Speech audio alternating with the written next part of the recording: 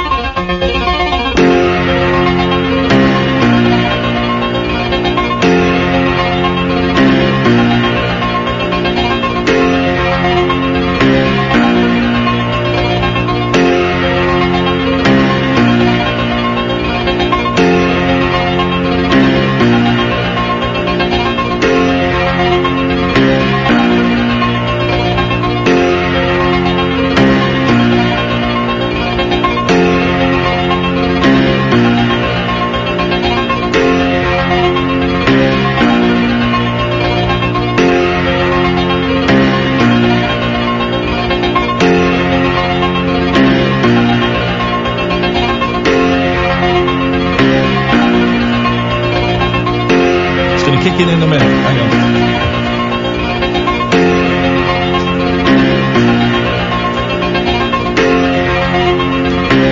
Here we go. Welcome back. We are back with the Who. That was early. Comes in a minute. Late Night Alternative is back, baby. Here we go.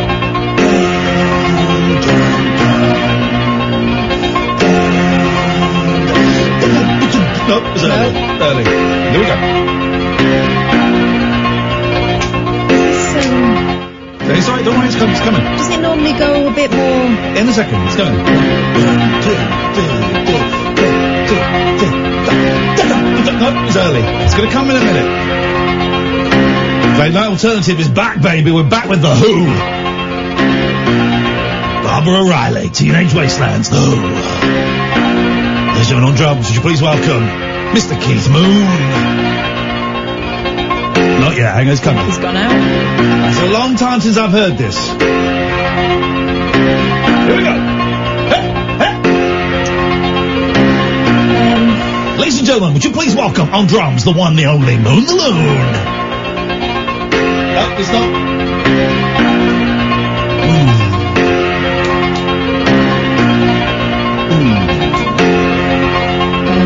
They're coming in a minute. Turn the mics down. It's going to come in a minute.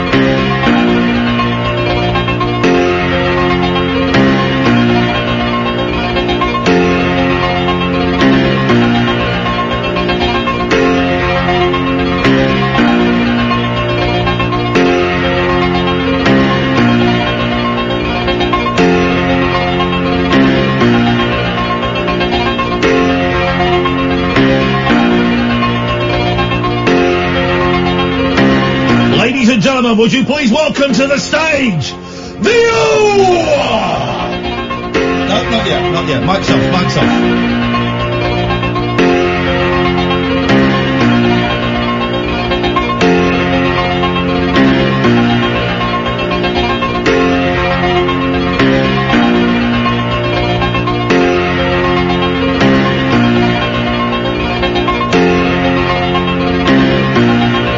I think the Who have got stuck. I haven't heard this song for a long time. I think it should have started by now. You think so? Can I make a suggestion? Yes. Like fade out or something? No. Really? It'll come in a minute. I remember it comes in. It's the drums. Goes like this. No, it's supposed to go. It's not going like that, is it? It'll come in a minute. I remember it.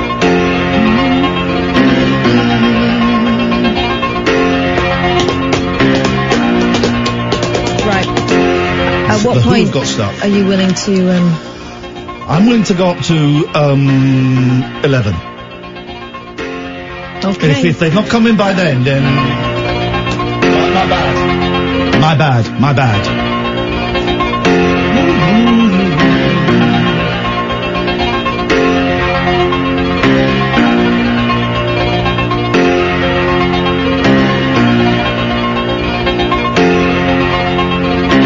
Now, The Who have got stuck. yeah. This is, I thought we'd come back, Barbara O'Reilly, Teenage Wastelands. The classic. Classic, kind of sums up, I think sums up the ennui that we, here it comes! No, didn't come, okay. I don't think it's coming, mate. I think it's coming. I've heard it before, it definitely comes. I've heard it before, and it's normally comes quicker than It this. definitely comes. It's not coming. It's coming.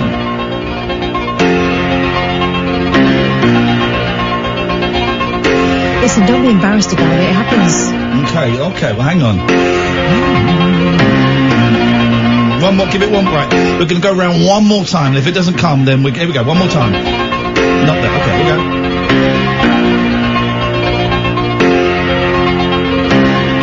It's this one's going to come. If it's not this one, here we go. 1, 2, 3, 4. No, they're bugging it up there. The Who got stuck there. We'll come back to that later on, because that's a great song. Should have been a great opener to the week. Is it? No, it's not. It's. Hang on. No, kiddo. That's a disappointing start to our show. Can I just say, while I didn't listen to much of the show last week, I was too busy masturbating. And it's hard to knock one out to Howard Hughes. No offence, Howard. But I did have a team of people, I like to call them grasses, who told me every single one of the regular callers that phoned up and slagged me off. Regular callers phoned up and slagged me off. And then also, we have really boring people, really dull people phoning up, people that would not dare to phone me because they've got no balls. Oh, Howard, I know you've got to be very busy, so I'm just going to rattle through my 85 points if you don't. Really boring. Russ from Lichfield called in. So, basically, taking advantage of the supply teacher. Yeah, hang on. Jesus. So, if you're a regular caller and you slag me off, you really got to think hard about if you want to call in this week. Do you know what I mean? Because I know who it was. We took names. Welcome back, Catherine. Did you have a nice holiday? I know you did, because I've spoken to you and seen you since you got back. So, yes. Me too. 03444991000 is the telephone number if you want to give us a call. We're Brexit free tonight. Free from that. We're free from Boris the Liar Johnson. We're free from Jeremy the Coward Corbyn. And we're particularly free from Mark the snivelling little shit Francoise. We're free from all of that. Instead, I want to talk to you. Nope. About anything you want, really. 03444991000. You can call in about anything you want, but let's just stay away from all that boring stuff, man. I didn't really listen to much radio last week, and every time I dipped into something, boring. Really, really boring. Really, really, really boring. I was in the middle of nowhere, didn't see any newspapers, no nothing, and it was bliss. Yes. I did last week. I didn't really do a lot. I got my chimney swept. That's not a euphemism. Literally got my chimney swept. And I looked after your cat. That was great. Only trod on her paw once. Sorry. And that's what true. she's walking for. That's a true story. I did tread on her paw. Have you trodden on her yet? She makes the best noise when you tread on her. Honestly, I did tread on her once. She gets caught between my feet quite a lot. Yeah. I didn't tread on her, but she likes to be underneath people, doesn't she? Well, don't we all? And to quote Ringo Starr, I just played video games. I played Call of Duty. The new Call of Duty game. You played it, Sam? Am I getting old? Yes. She's still got it. A little bit less of it, please, Catherine, but she's still got it. But seriously, a little bit less of it, please. I played the new Call of Duty game. As the game mechanics go, it's war on the PlayStation. As the game mechanics go, it's great. There's a couple of bits in it, though, that are really, Jeff. One of the really early scenes, and I know why they've done it. They've done it so that the Daily Mail will go, stop, ban this sick filth. Right. But and I was streaming this on my fabulous Twitch channel, which you can all get to. You can all, you know, I don't care, whatever. First or second level, I think it is set in Piccadilly Circus. And it's actual Piccadilly Circus. Only the names of the shops have been changed. Right. And I even feel uncomfortable saying it. It's a terrorist attack in Piccadilly Circus, and you're special ops. And there's vans have driven into people. Oh, man. Vans have blown up. And there are people running around Eros, the statue of Eros, with suicide vests. And you got to shoot them. And I'm playing it, I'm thinking, this ain't right. This is not, it felt so uncomfortable. So, ban this sick filth? Yes. No. Just feel squeamish about it. No, it was more than squeamish. It was very uncomfortable because, you know, we're less than half a mile up from where we had actual proper terrorist attack with people driving vans and things like that who were wearing mock suicide vests. But it just, and I'm playing it, and it's interesting, the video's on my Twitch channel if you want to go and watch it, and I'm playing it, and there are people watching me play it, obviously online as I'm streaming it, and we're all going, this ain't right. Now, had it been a fictional city, made-up city, right, I would still have felt uncomfortable, but I would have felt significantly less uncomfortable. This was pretty much inch for inch Piccadilly Circus. London's Piccadilly Circus, where I was going, look, Tower Records used to be there. Just round that corner is the Rip-Off Donut Place. There's a Rip-Off Donut place there. So, made me very uncomfortable, madame. Yeah, we're still living it. It's not time to play it yet. It's not, and it's quite a good game. It's not great. Sam's put his headphones on. He wants to chip in. I'm just curious. Did you get is there an opt-out at the start of the game? Because they've done it in previous games. Opt-out of what? They're playing the mission, because there are in some previous games it says... There's a pussy, there's the option pussy, do you want to be, are you a pussy or a man? There's that option. No, I don't know, I didn't see that. Because in previous games they've done it where they'll say, like, there are a couple of levels that are a little bit, like, iffy. If you want to, we can cut those out. I didn't see that. No rush to get that call, don't worry. I didn't see that. Maybe there is. There's also another level where you're in Camden, and you have to burst you sneak into a house where there are terrorists plotting, and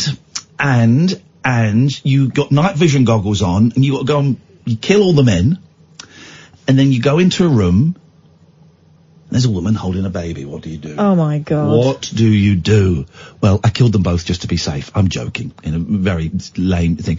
But you do have the options. You want to kill them. Do you want to kill them or not? Just felt, I'm old, right? I'm old, and I'm guessing there's still no rush to answer that call, Sam, because I know what he said as well.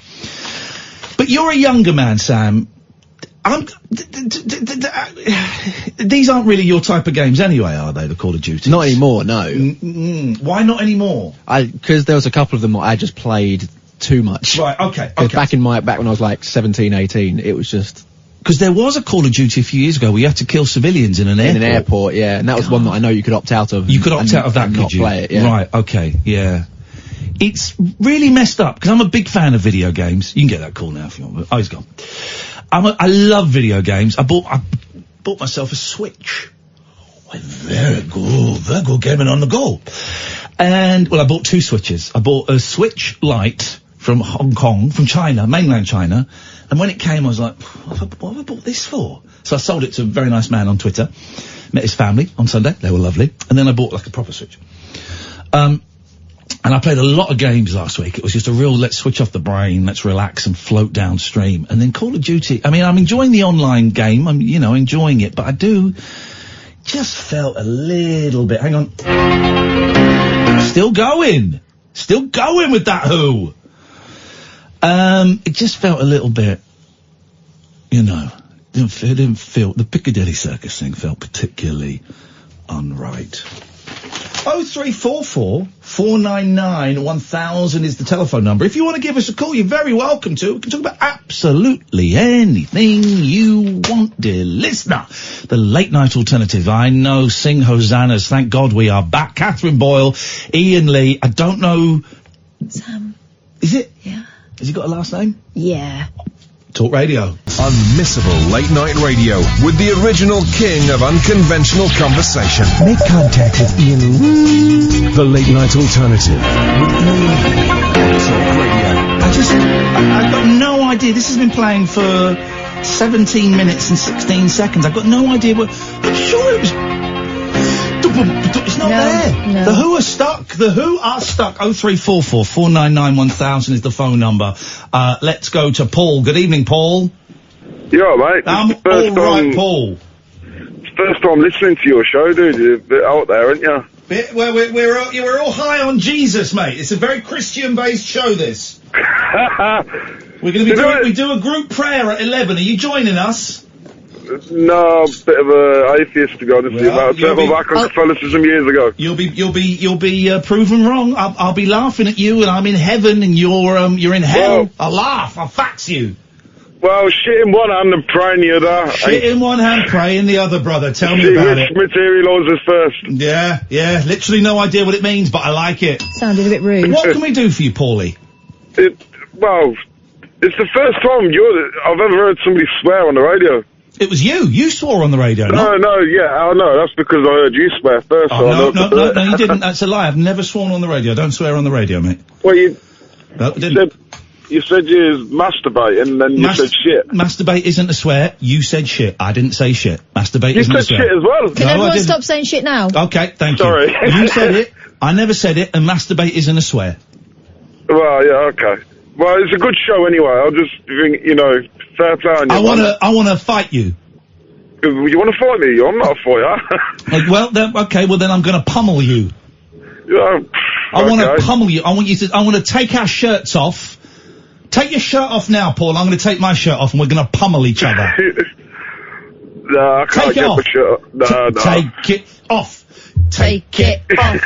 Take it off. I've got moves. I'm not taking my shirt off. Take your shirt off, Paul. I want to pummel you. That's a bit harsh, isn't it? I'm going to pummel you into the ground. I want to fight you. He's oiled up, Paul. He's been waiting for a pummeling all week. Come on, Paul. Let's pummel each You're other. lubed up, are you, kid? Yes. You're lubed up. Yes.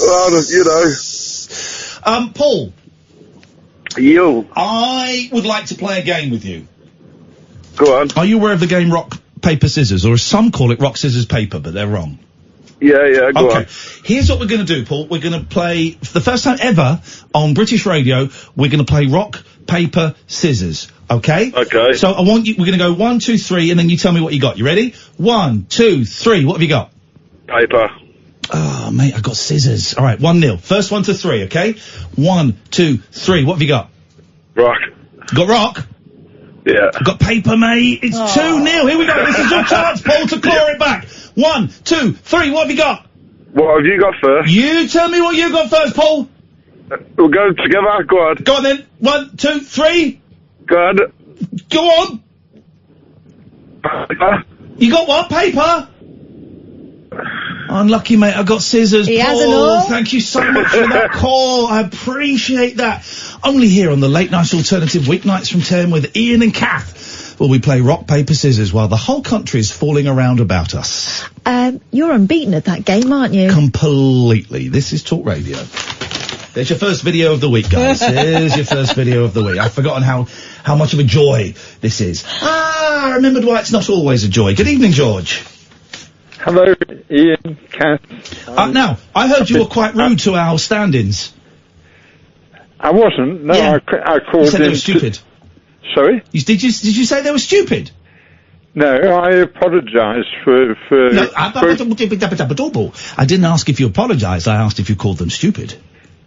No, speaking to you, I called them idiotic. Okay, so you called them idiots. And I called in to apologise. But you were rude to them. I wasn't rude. Well, calling someone idiotic is rude, isn't it? I retracted it. No. The retraction and the apology are certainly worth something, but it doesn't negate the fact that at one point you were rude to them. Yeah, well, I can think of much worse words to call Doesn't them. matter what you can think of worse or not. By calling someone idiotic, you would have to agree, George, that is rude and ill-mannered. Well, how about this then? No. Address the point. Don't try and fudge me. I'm not playing Johnson Corbyn here. You would have to agree that calling someone... hang on. Still doing it. Calling someone idiotic is rude. No, it's an opinion. No, it's a rude opinion. That could be argued. It is argued. It couldn't be argued. It's a fact. Calling someone idiotic is ill-mannered. Is it? Oh, George, come on. You know it is. No, I don't. You don't think calling someone idiotic is ill-mannered? No. God, you really have got no sense of what is right or wrong, have you? Tell me this. It explains a lot that if you don't think calling someone who is like a stand-in teacher and his teaching assistant idiotic, you don't think that's rude. He has a program called The Unexplained. Does he? Maybe write down The Unexplained. When's it on? I'm a 79-year-old Jewish mystic. What's the Jewish got to do with it? I'm just what I am. Okay. And I have been linking myself to a biblical. I know. prophecy. You've told us that loads of times. Get to the point. The point is, you would think he would be interested in having a conversation with me. Why? But why? No, you would think he'd be interested in having a conversation with you. We've heard your conversations, and I'm not interested in having a conversation with you. No, I know that. Yes. So why would he?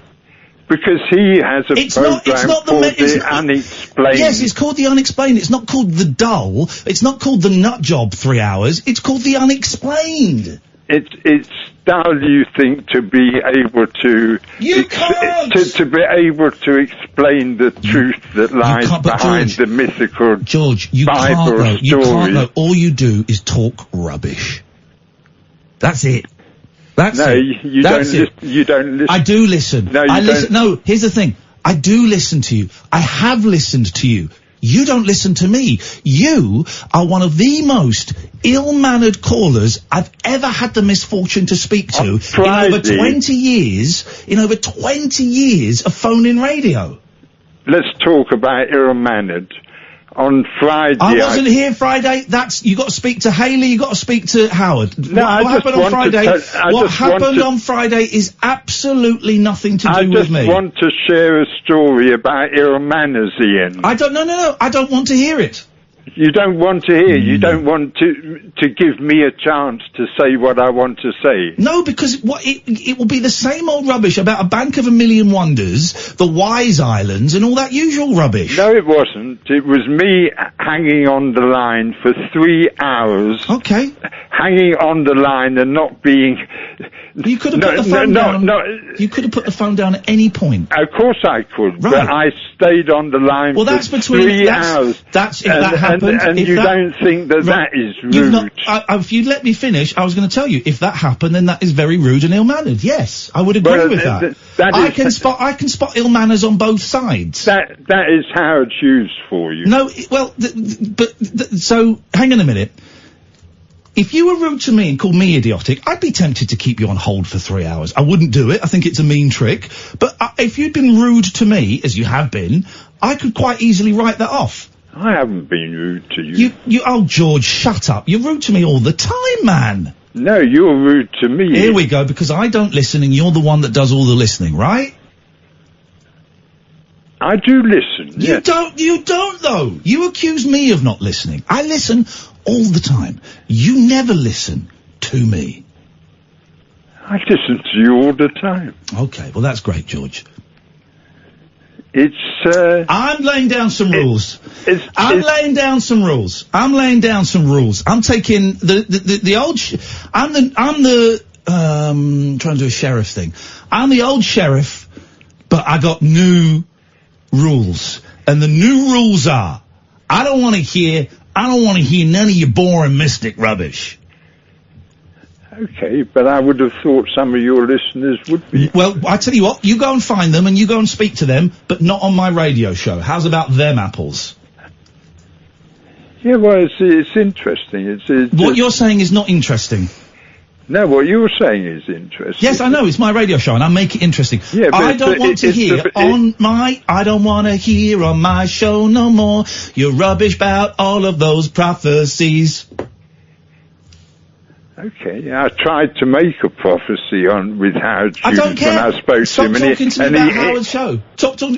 Speak to Howard about Howard's show. No, he won't. He won't. He can't hold a conversation with me, just like you can't. No, I can hold a conversation with you. Well, no, you're can't. Right. You're right. I can't because you don't listen and you don't respond. You're so out of order. There we go.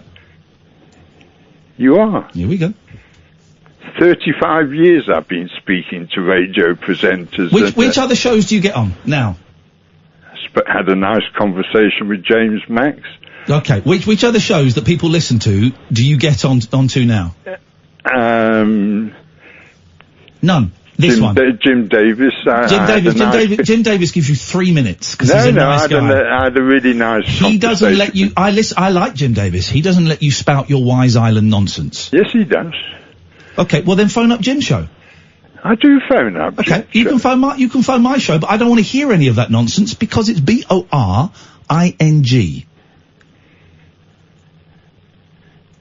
You're so out of order.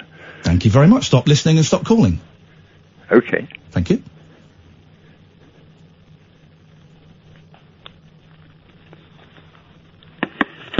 The old sheriff is back, and this time he's armed to the teeth. Get ready for the Twitter fallout. I don't care. I want to speak to Matthew. Good evening, Matthew. Hello, Ian Lee. You all right, mate? I'm very well, Matthew. Yep, I've started listening to your show last week when Howard was on. But I know. I heard you call in. You tried to start. Katherine and I heard your phone call when we were driving back from Cher. Yeah, I know. We didn't get on well, me and Howard. By the way, we didn't. No. We didn't get on well. No. Okay. So it turns out everyone's fallen out with Howard Hughes. Yeah, but I'm glad you're back. I used to ring Night Owls, but me and Alan Robson don't talk anymore, so I'll come on your hands. What happened with you and Alan Robson? He keep putting me on there. He keep putting me on the show too late, and it got me a bit upset, and I couldn't wait long. But I thought I'd come on here. Come on here and speak to you. Okay, well, I've watched your YouTube videos of playing the PS4, and I find it really cool. You know what I mean? Yeah. Yep. Yeah. You do a really good job at this show, you know what I mean? I'd listen to this programme a lot, you see. Yep. I've tried for ages to come on, you see. You only started listening last week. Yeah, I started listening last week. I came on 2 times last week. Usually Night Owls only let you on. Here's the thing, Matthew. Yes, mate? I am so close to banning all callers to this show. Okay. All of them. Every single caller. I'm so close just to banning all of the calls and having no calls. Okay. What do you think about them apples? Well, if somebody's going to come and be nasty, you shouldn't let them on. I'm talking about the nasty ones, the nice ones, the boring ones, the interesting ones, all of them. I wasn't nasty about you, by the way. I know, I heard your phone calls. We were coming home from Cher. Okay. Yeah. Yep. Is your last name Stott? No, it's not. It's just Matthew. Okay, just Matthew. Matthew Stott. Matthew. Yeah, that's me. Okay. I'm saying, so when I was on Night Owls yesterday, I was Ian Lee, and I didn't get me on in time. Here's the thing. mention another radio show one more time, I'm booting you off. Sorry. Away you go. Sorry. Away you go. I'm sorry. I said I'm sorry. Away you go. I said I'm sorry. Away you go. Why are you being nasty to me for? I didn't do anything to you. Away. No, I'm saying away you go. I didn't do anything to you. I came on the show nicely to you and being nervous to talk to you. I didn't mean to upset you, Ian Lee. I didn't mean to upset you. I didn't know what I was... Away you go. I'm telling you, away you go with what you phoned in for. Away you go. Why are you being mean to me for? I'm saying, away you go. With the thing you called in for, away you go. I only come out to talk to you about the Call of Duty, but I'm not going to bother because I've been nervous I'm saying to you, I'm not being rude, I'm saying away you go. I thought you were upset with me because I came on your show. I didn't want to cause any problems. I'm sorry. You don't need to apologise. I'm saying, away you go. Okay, bye-bye. No, Matthew. All right, sorry. I'm saying, Kath, tell him to... Right, everyone take a deep breath. What he's saying is, crack on and tell us what you wanted to say, Matthew. Okay, I came on to talk about the new Call of Duty. Do it. It's a great game. It's got cross-play and that in it. Cross-play where you can play against Xbox One. It's got cross-play in it. It means I was playing some people who were playing on a PC. It's pretty good. It is a pretty good game. I didn't like that level set in Piccadilly Circus. Yeah, I didn't either. I miss the zombies. I love the zombies. Oh, I love the zombies. Xbox One. Matthew, how old are you? 24. If you had to make love to a zombie, do you think you could? Probably not. A really hot zombie? I don't know. She's only turned, like, the day before, so quite fresh. She's quite fresh. Yeah. Could you make love to her? Probably not. Or him? I'm not, gay, I'm not. Okay. Matthew, thank you so much for your call. I enjoyed that. Thank you. Speak to you next Monday. I might come and answer the Night Owls, because you mentioned another radio show. It's as simple as that. I told you. Richard says, I like your show, Ian, but was a bit shocked with that last call with George. I felt it sounded a tad harsh. This is it. You like the show. This is it. This is the show. We're in the show now. We're in the show. This is it, right? This is it. If you don't like a bit of it, you got a telephone number, 0344 499 1000. You can phone. Don't tweet me. Don't tweet me. I like the show, but could you do a little bit less of that? And a little bit more... No. Don't produce the show on Twitter. Don't direct me on Twitter. I got a producer. She sat right there. She's also co-presenting as well, so she's doing twice what I'm doing. I'm getting paid less than half. Let's talk to Samira Ahmed later. We're not going to, but I fully support her. We will talk about that later on. But I like what you do, but I didn't like that bit. Tough. This is it. This is it. I quite enjoyed Strictly Come Dancing, right? Yeah. But I don't always agree with their shoe choices. No. I've been ringing and no one's answering. It's as if they don't care. This is it. We're in it now. Between 10 and 1, this is it. Right? This is it. So you don't like a bit, switch off. I don't care. Seriously, the week off has done me the world of good. The world of good. Let's go to, Jules. Good evening, Jules. Good evening. How are you both? You well? Do you really want to know? Good. Yeah. No. Yeah, I do. I really want to know, actually. I don't think you do. No, I do, actually. In particular, I want to ask Kath. She gave a louder reply there. Yeah. Am I? I'm still tired after a week off. How's that? Yeah, I know. That's the things that happen. Your body resets, and then the hour shifts us out. And then I always get a little bit ill. And then it's back to work as if it never happened. So that's how I am. I'm all right, though. I'm not going to moan about it. You got sniffles, Kath? No, I'm not. I've had a bit of a skin breakout. Oh. You know, when you get a bit run down, it's rubbish. Anyway, never mind. Thank you, makeup. You'll be all right. You look after yourself. You'll be all right. I'll be right. Go on then, Jules. No, I just wanted to say that, I was trying to call you up a few weeks ago, and I appreciate you not putting me on at the time, because I was really a bit heartbroken. I called up.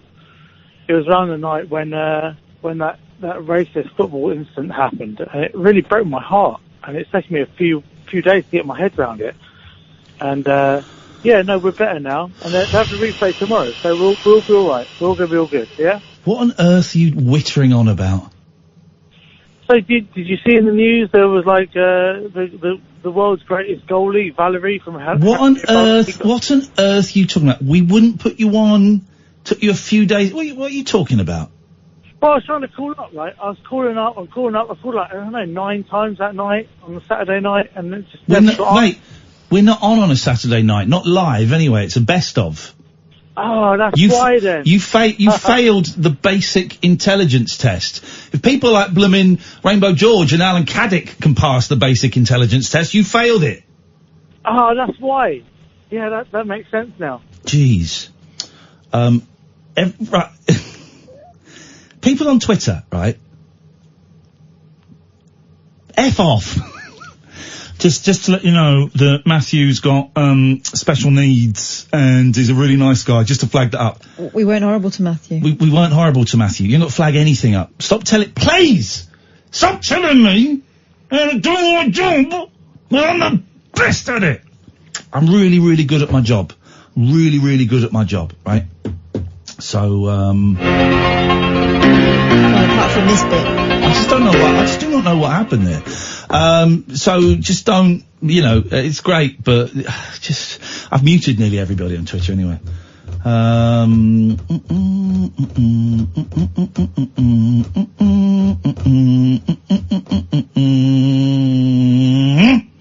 Let's go to Alistair. Good evening, Alistair. Hey guys, a spunky start to the show. Oh, I beg your pardon. Alistair! How you doing, man? Lucky pup. You dirty boy, I nearly saw that. First, I have to apologise to Catherine, because the last time I spoke to you, Catherine, I said settle down, and I had no right to say that to you. Did you?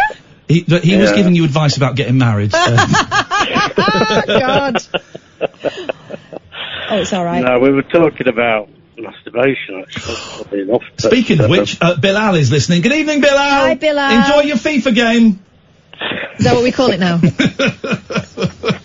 Don't worry about it, Alistair, because I didn't settle down, so no harm done. No, what she's done is she's made some jam butties, wrapped them in a spotted handkerchief, tied them to the end of a stick, taken a cat, and walked all the way to London. I did indeed. That's what's going on there. That's what's going on. Catherine Whittington. Love it. KW. Kathy Whittington. Why has no one done in the way that we've got like Kit Whittington. There's a couple of Sherlocks, isn't there? There's the one over here and there's one over in America where it's like modern day Sherlock. Yeah. Why is there not a modern day Dick Whittington like set now, but he's on the spectrum and he can read people really well. Like in Sherlock, he's like don't give it away. Go and sell that. Okay, all right. It's called for it. Yeah, baby. Anyway, guys, I've got a film review for you. Can I tell you the sexiest song? What's the sexiest song in the world? Catherine? Move Over, Darling. Teenage Wasteland. Nope. I tell you it's this. It's, I've just forgotten it because you were saying Teenage Wasteland. Hang on. Sugar. What was the sexiest song in the world? Hang on. Your tongue? Shut up! Stop saying other songs. It's not actually sexy, that. He's saying he's not into it anymore. Oh, you said I've got Move Over Darling in my head. Yeah. Did you say that? Yeah. Oh. I can't think what I it is. know. Was something with... No. Oh, girl. No, it's a woman of colour singing... Donna Summer? No. We need people phone in with sexy songs sung by women of colour. It's a very niche phone in, but it's, I was going to Google it, then I thought I won't YouTube it, I'll just sing it, and now I've forgotten it. Is it Eartha Kitt? No. It's here we go. Pop stars whose names are rhyming slang for, bums or poo. Eartha Kitt, Gary Glitter.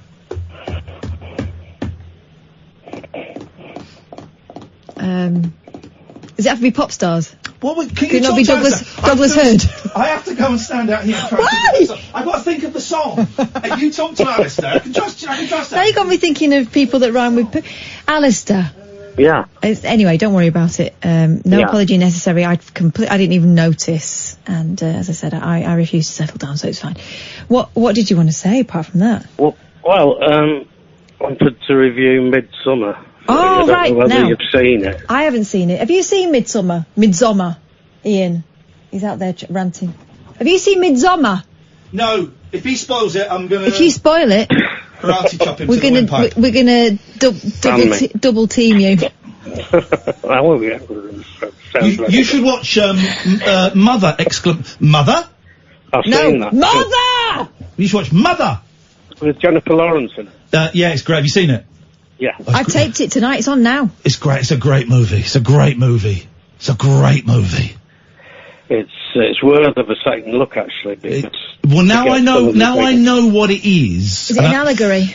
Oh, well, the film's ruined for you now. Now you know it's an allegory. The film's ruined. I'll be looking for that anyway because I'm a sensitive viewer. It's a good film. There's that. Anyway, I've not seen Midsummer. Is it any good, Alistair? Okay, well, it's 147 minutes long. Oh, it sounds like a great film. I always like to start with length. Let's know where we're going. The thing is, have you seen The Wicker Man? Yeah, it's boring. The 70s. It's boring. It's kind of... It's not boring, it's sexy. It's rubbish, The Wicker Man. Utter I remember it having a lot of, like... Boobies. 70s English boobies in it. Hairy muffs. And my dad was in the room, and there was all that going on. And he was... Yeah, that was your dad knocking one out. It wasn't... I wonder what he's doing behind the paper. Britt Eklund, apparently. Britt Eklund, yeah. Britt Eklund's Fanny. Was the name of a band I was in at college. It wasn't her body, it was a stand-in. Stunt Fanny. Anyway. That's on Kath's CV, if anyone's interested. Now she's got an agent. Alistair, we're late for the ads. Give me the point in no more than 7 words. 7 words. Oh dear. Right.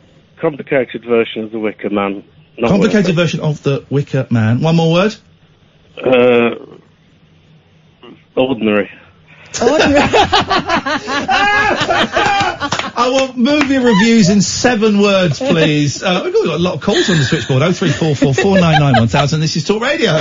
Closing time conversation for tax inspectors, taxi drivers, and taxidermists. Great big talk for the wee small hours. You've been trolling me big time, mate. The Late Night Alternative with Ian Lee on Talk Radio.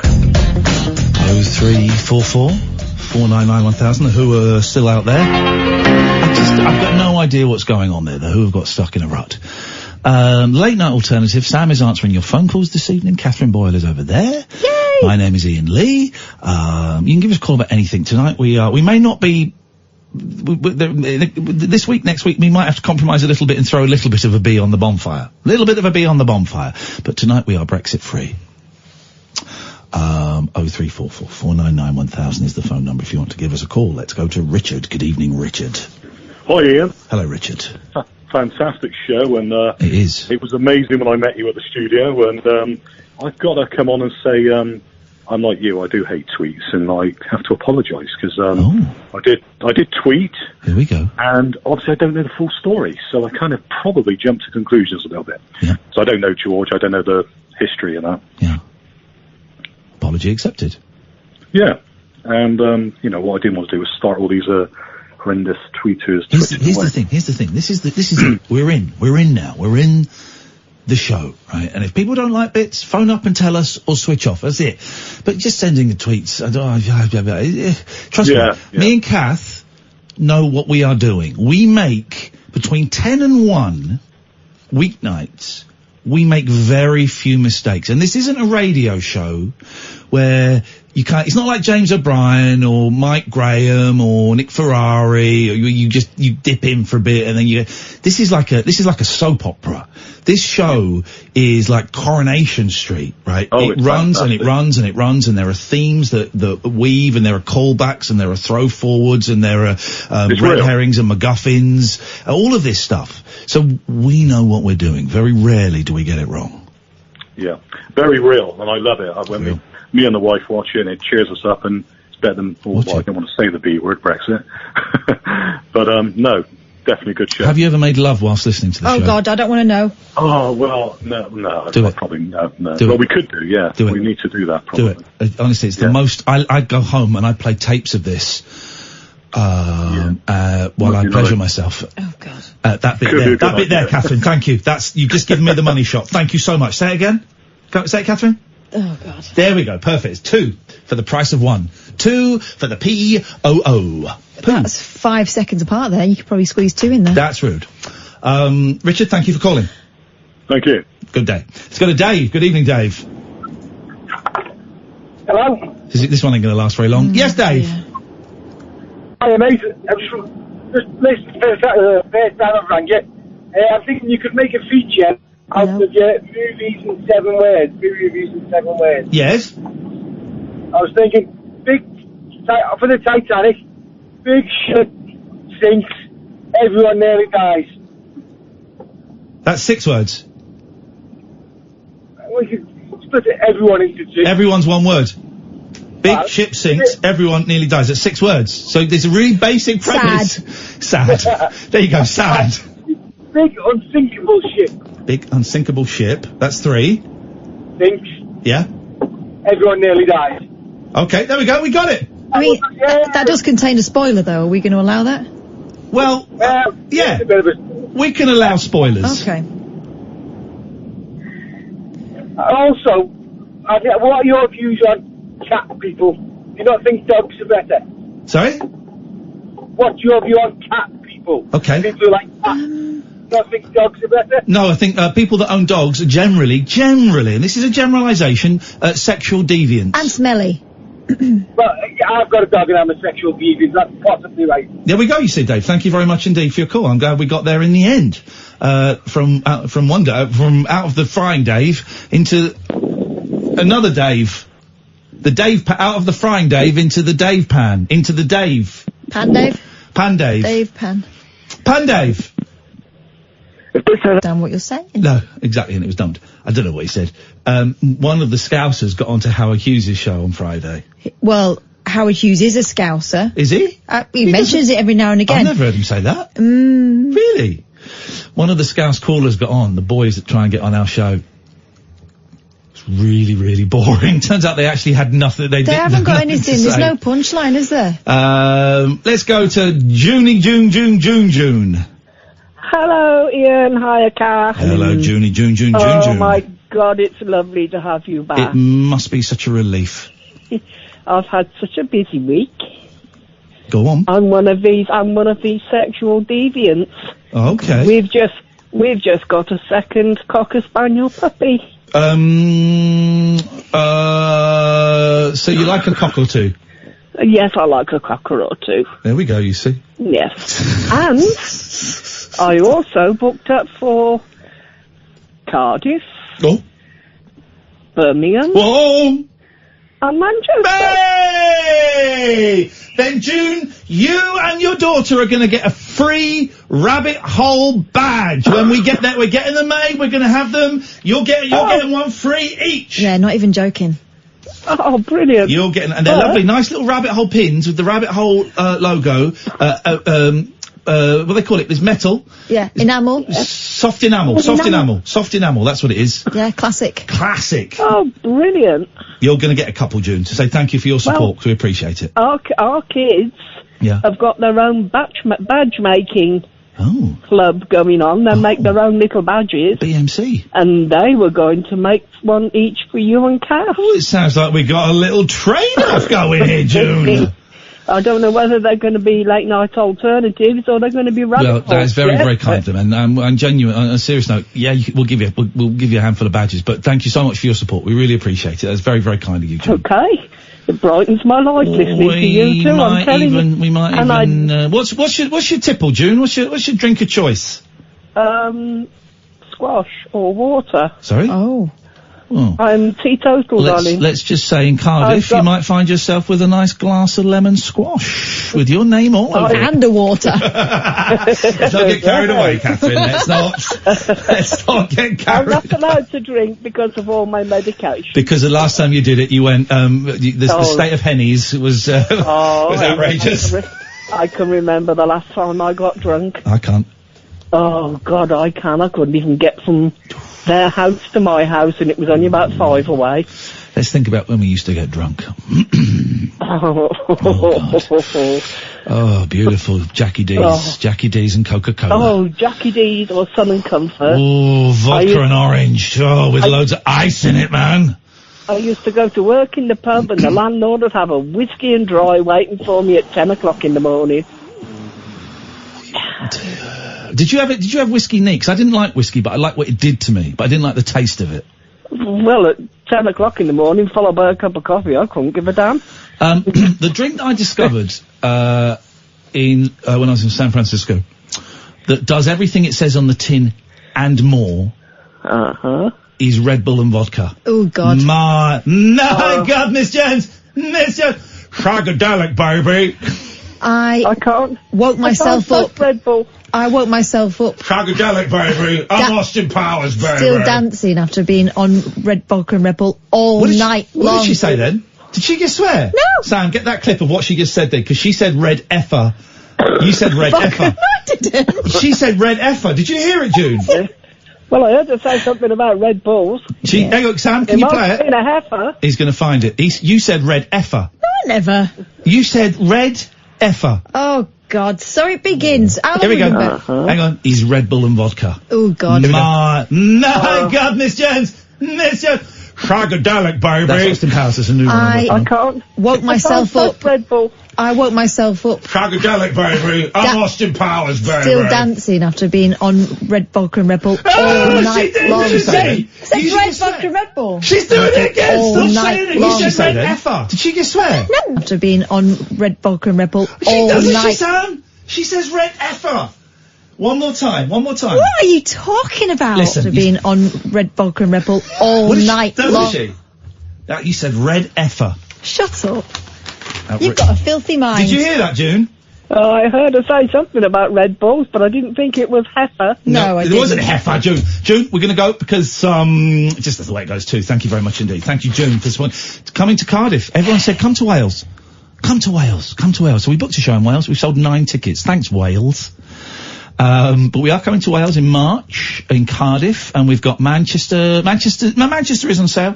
We've got Glasgow, we've got Birmingham selling very nicely, thank you very much. We've got London, we've got Brighton, and there's going to be Bath and there's going to be Luton. If you go to iainlee.com/event, iainlee.com/event. Robbie, stay there. We'll speak to Matthew again. Why the hell not? He's a new caller. 0344 499 1000. This is Talk Radio. Across the UK, online and on DAB. Talk Radio, on the hour news headlines.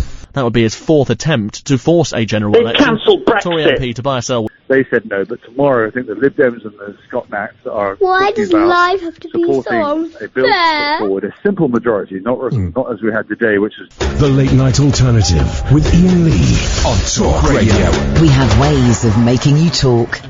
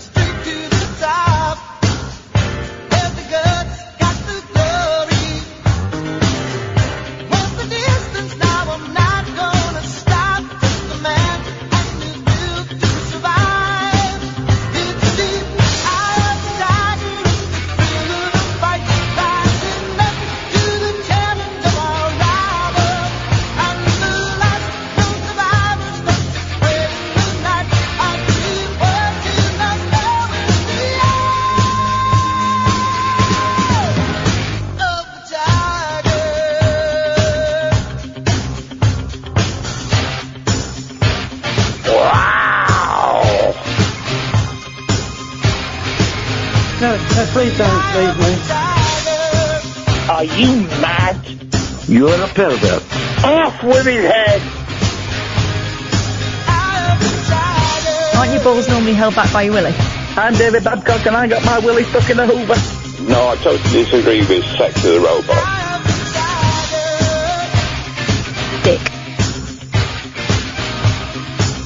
0344 499 1000. I think it's nice that Abu Bakr al-Baghdadi sounds like he went peacefully. Trump says he died like a dog, which I interpret to mean he was lying on a table surrounded by his friends and his loved ones, and he was given an injection and he slipped off just to the other side. That's how dogs die, isn't it? It's amazing that Trump was able to witness that with a drone that was outside a building that this happened inside. Well, it happened outside a veterinary surgery. Well, will we ever see Abu Bakr al-Baghdadi again? No, he's gone to that terrorist training camp on the other side, where he's being looked after, but we'll all get to see him one day. 0344 499 1000 is the telephone number. We're back, guys. We apologise for having a week off, but that's just the way it goes. I'm not sorry. Oh. By the way, our listening figures are up. Well done, Sam. Well done, Catherine. Well done, me. 16. For those who like the stats, 16% quarter on quarter, 50% year on year. Boom! That'll do. 2 radars we've had up. So, thank you. Next time? Down. We'll take a slump. Big drop next time. Big old drop next time, guys. Big old drop next time. It's one of the things. I don't really believe those figures, but I'd rather not believe this kind of figure than t'other. Hey, so what about Morrissey? We all know he's an horrible old racist with like bleach blonde hair, like darts player's hair now, hasn't he? Have you seen his hair? But Morrissey, big old racist. We know that as a fact now. It's not even a covert thing. Those in denial, Morrissey is a racist. For a long time, I thought he was being arch, but then I realised just being an arse. But now, so he's racist, but that's not the worst thing he's done. The worst thing he's done, so he's doing this tour in America. And the merch stand, I'm a big fan of the merch stand. Things are always way overpriced, but you get caught up in the moment and you buy the cheap, badly fitting t-shirts for, $50 if you're in America, 45 quid, whatever. Right, I buy all that crap. I get sucked into the moment. I love a good merch stand. But he's selling, like, t-shirts that say F the Guardian. Morrissey. This generation's Oscar Wilde, but a bit more racist. And he's selling signed Morrissey albums for $200, which is, it's a lot of money, but again, you can get sucked up into the thing, the vibe. If you've paid to see the man and it might be the one time in your life you get to go, you might want to keep something. But then he's also selling albums by other artists that he has signed for $300. Yeah. So it's like Iggy Pop, Patti Smith, David Bowie, signed by Morrissey for $300 on the merch stand. Is he nuts? He's like scribbled on the Morrissey loves. Good to know. I'll go and buy it on Amazon for less. Here's the thing. We're saying, is he nuts? Well, if they sell, then no, he's not nuts. There's me, right? We've ordered, I was about to go to that caller. Come back, caller. We've ordered 250 badges, right, that we think are going to look really cool. And I'm thinking, they're quite expensive to make, it turns out. So it's a real pun. I'm thinking, can we really charge could we charge as much as £4.50 for a pin? Yeah, we can. It's a soft enamel pin. Most people are selling that kind of stuff for a tenner. Mm-hmm. I was looking, people are selling those things for a tenner, and I'm thinking, £4.50? Really? It fills a picture. He's selling a copy of a David Bowie album signed by Morrissey for $300. That's insane. What a world we live in! 0344 499 1000. Good evening, Robbie. Evening, Iain and Katherine. Hello, Robbie. Welcome to our world, Robbie. Thank you very much. Enjoying the show as always. Thank you very much. Last week on. You bumlick. Well. How you doing, man? You good? Yes, can't complain. Have you got a copy of the transcript book? I do indeed. Because which one did you do? The Return of Andre. There we go. Dr. Walt Mark and Susan. There we go. Dr. Walmart was particularly tasty, I've got to say, dear listener, because I've not mentioned it for a while, my bad. They finish, we're stopping selling them on December the 26th, right? There is a transcript book, the best of the late night alternative, the transcriptions. It's funnier than it sounds. In fact, maybe later in the week, tell you what, we've got Paul Danan coming in tomorrow for the first hour of the show. Proper actor. Proper actor. We will reenact we'll reenact some bits from the book with Paul Denang, because I like Paul a lot. He's such a nice lad. That's going to be great. Yeah, it's going to be fun. We'll do that. But here's the thing. We do not take a penny from the book. All profit from the book, I think the book sells for something like $12.99, and I think all the profit is $5.98. It all goes to the Samaritans. I checked the total tonight for the first time in weeks. We have made £2,120 for the Samaritan, something like that. It's going to carry on selling until December the 26th. Let's see if we can get to $2,500. We might even get to three. Let's see if we can get to $2,500. If you go, well done you, Robbie, and everyone who kind of did the legwork. I know Kath did a lot of work with the editing and stuff. I didn't really do a lot, apart from make the funny content inside. But everyone who contributed, thank you. If you go to lulu.com, LULU.com, and if you type in Late Night Alternative, it pops up. It's kind of a green cover. There's a picture of me and Kath on the front. We do not take a penny from that. In fact, it's going to cost me money, because I'm going to get the money into my account, and then I'll probably have to pay tax on it. But I'm cool with that. And all profit, £5.98 from every book, goes to the Samaritans. Let's see if we can get it up to $2,500 by Christmas. Let's see if we can get close to $3,000 for Christmas. Wouldn't that be absolutely lovely? So thank you for your help with that, Robbie, and everyone else who took part. And I can confirm, charity has never been such fun. Oh, it's a good old read, isn't it? It's a really silly, funny read. We'll do it tomorrow with Danang, because, we'll do that. That'll be fun. Robbie, what can we do for you this evening? The reason for the call, I haven't called for a while, is because I was at work a few days ago, and I like to tell people about my life and all that, about how I'm really into radio. Yes. And the girl sitting opposite me, she says, I know one person who works in radio. Yes. I said, I probably won't know them. Go on. She said, he works with, what's his name? He was in the jungle. Ian? What? I said, okay. He goes, yeah, his name's Sam.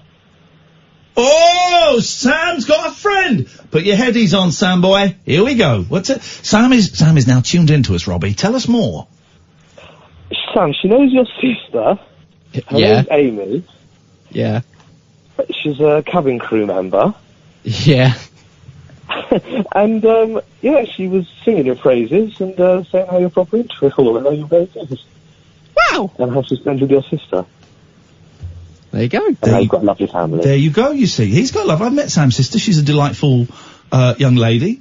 It all links up, Robbie. It all leads back to us.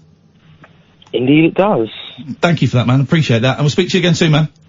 Pleasure. Cheers, Ian. Bye-bye. Tatty bye. There's another fake Twitter account that's just been set up. But it's weird, that, isn't it? Someone setting up fake Twitter accounts just to... I don't see those because I kind of put a filter on. By the way, I'm enjoying muting so many people on Twitter. So many people. I love it. Please don't ask if you're muted, because if you ask and you're not, you will be. But just anybody that gives me grief, is a little bit rude, makes an off-colour joke about having sex with Katherine. I just mute you. Sometimes I block. If it's really obnoxious, I'll block. But generally I just mute, and it's wonderful. The freedom. Now I'm free. I can't believe that for so long I thought Twitter was important. I thought it was important, Kath. Doesn't make any difference. It doesn't make any difference. It's so not important. And now I've got that freedom, and I've had it now for a couple of months. It's wonderful. And someone just posts something I don't like the look of, or I think is a bit arsey, just mute. Goodbye. And they might have posted 100 really nice things before, but just goodbye, muted. It's wonderful. Because I saw you arguing with someone. I wasn't arguing, I just... you were poning someone. Yeah. And I went and had a look, and the two other people in the conversation I'd muted months ago. And I just saw they were spouting rubbish. I thought, I'm not going to block them, because then they can go, I got blocked by Ian Lee. He was blocked. He can't take it. He can dish it out. He can't take... Well, no, I've muted you.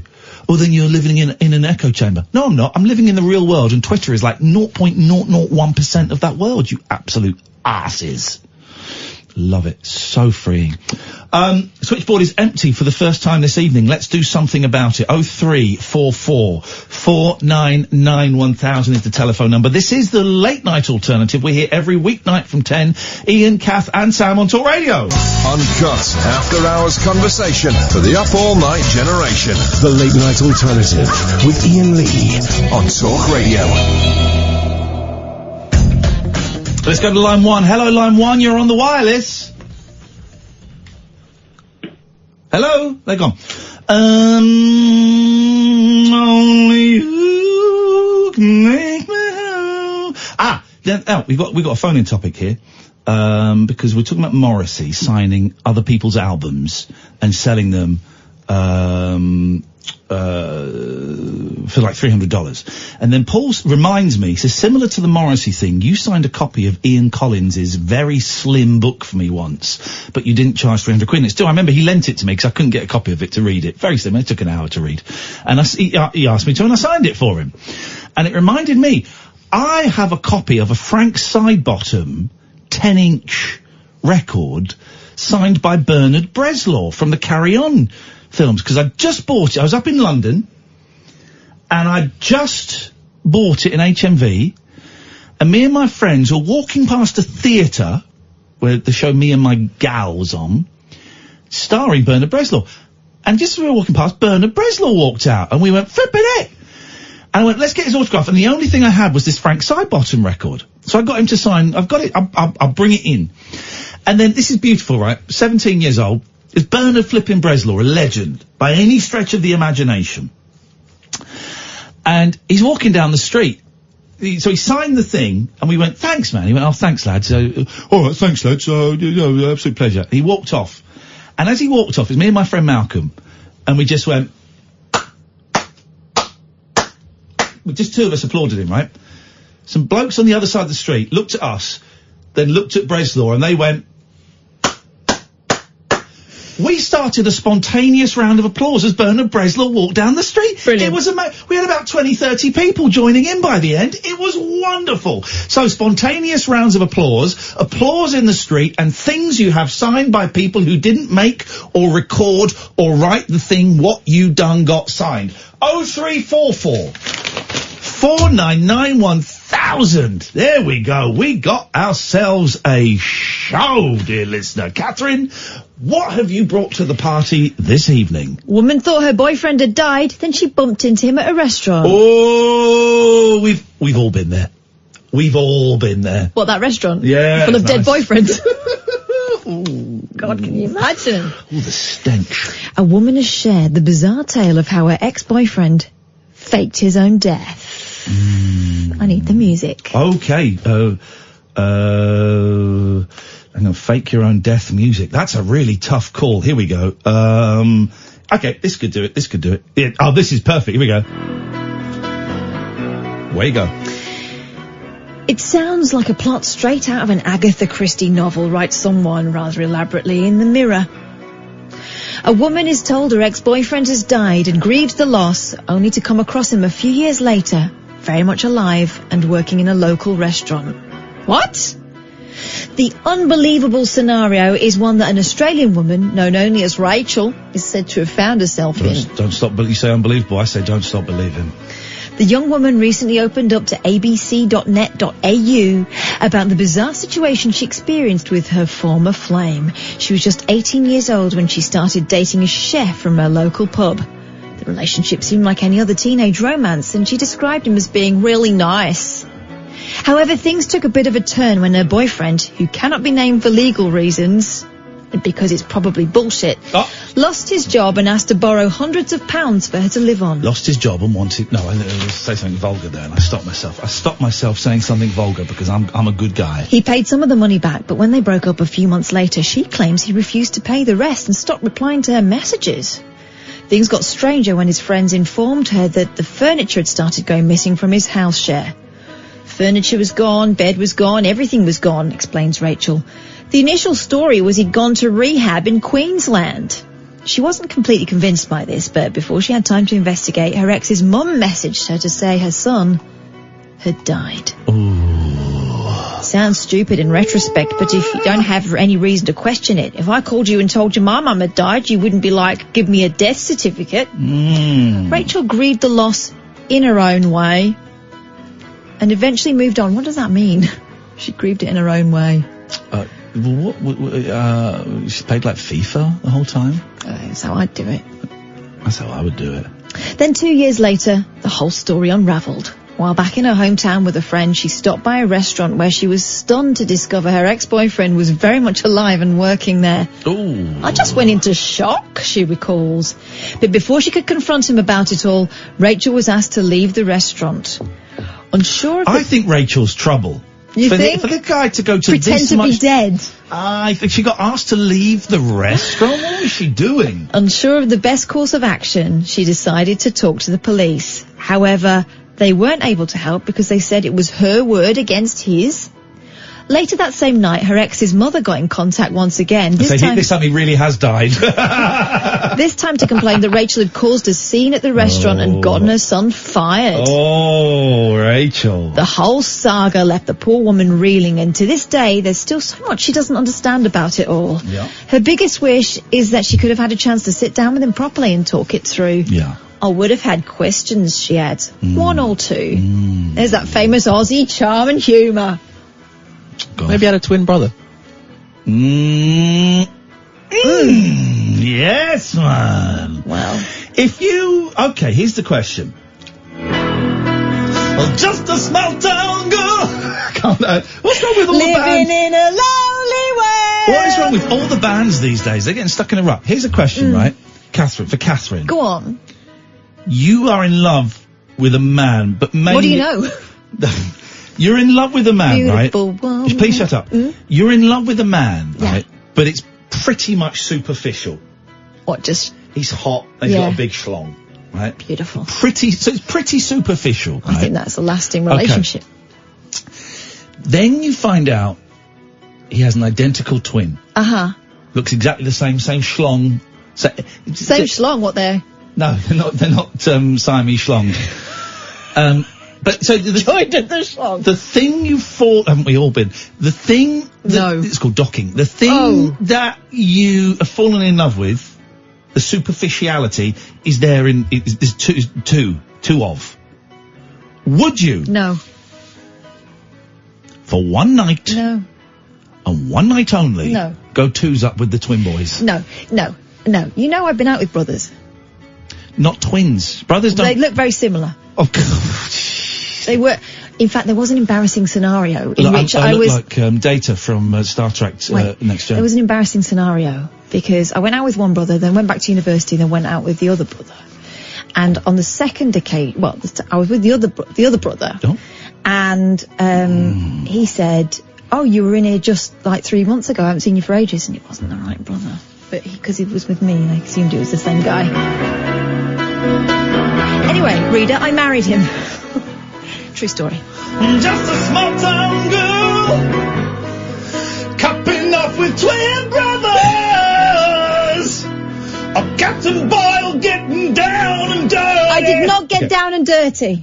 What's it Toe says, I got my Snoopy paperback signed by Claire Grogan in Heathrow Airport when I was 12. What's a Snoopy paper? Oh, right, okay. What have you got signed by someone who didn't make it? 0344 499 1000. So we were off last week. On the Monday night, we went and saw Cher in concert at the O2 Arena. She was brilliant. Although she didn't sing... There's loads of songs she didn't sing, Gypsies, Tramps and Thieves, but I didn't think she would. No, she knows that it's been sung better since. Didn't sing Just Like Jesse James. No. Didn't sing... there's another one. Not Enough. Love and Under. It's my favourite one. She didn't sing that. Is it? Yeah, it is actually. She did sing a lovely duet with Sonny Bono. May R.I.P. May R.I.P. Yeah. Using video technology. She did sing If I Could Turn Back Time. She also sang the song that sounds exactly the same as If I Could Turn Back. No, sounds like Believe. Believe. It sounds, and I remember that song because I thought she was singing Believe. Yeah. So I stood up and started singing Believe, but it wasn't Believe. But by then we'd already committed, so we had to stay standing but up. What was this? But that came out like 10 years before Believe. After Believe. Well, hang on. What is the Cher song that sounds like Believe? It sounds exactly the same.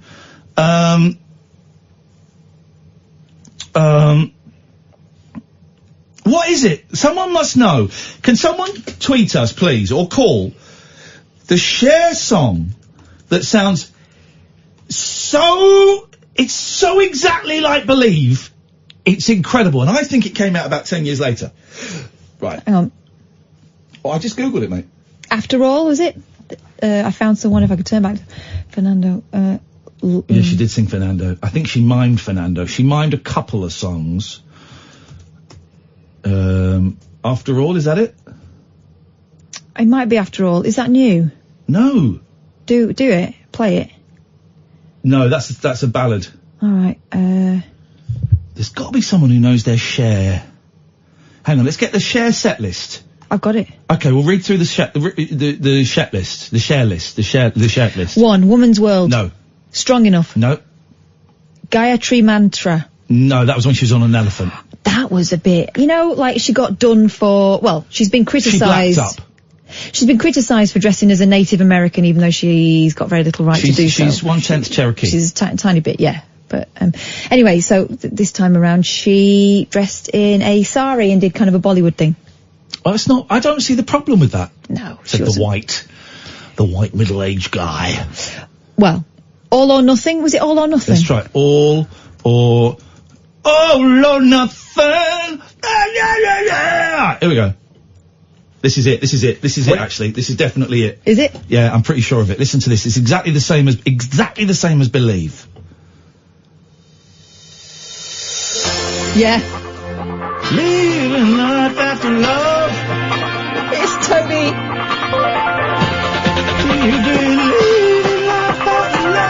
There we go. You wait till it gets to the chorus and you can't help but sing. No matter how hard I try, I can't feel the sun. So we get up thinking, oh, brilliant, this is Believe. Why is she doing it like a third of the way into the set? Wait for the chorus.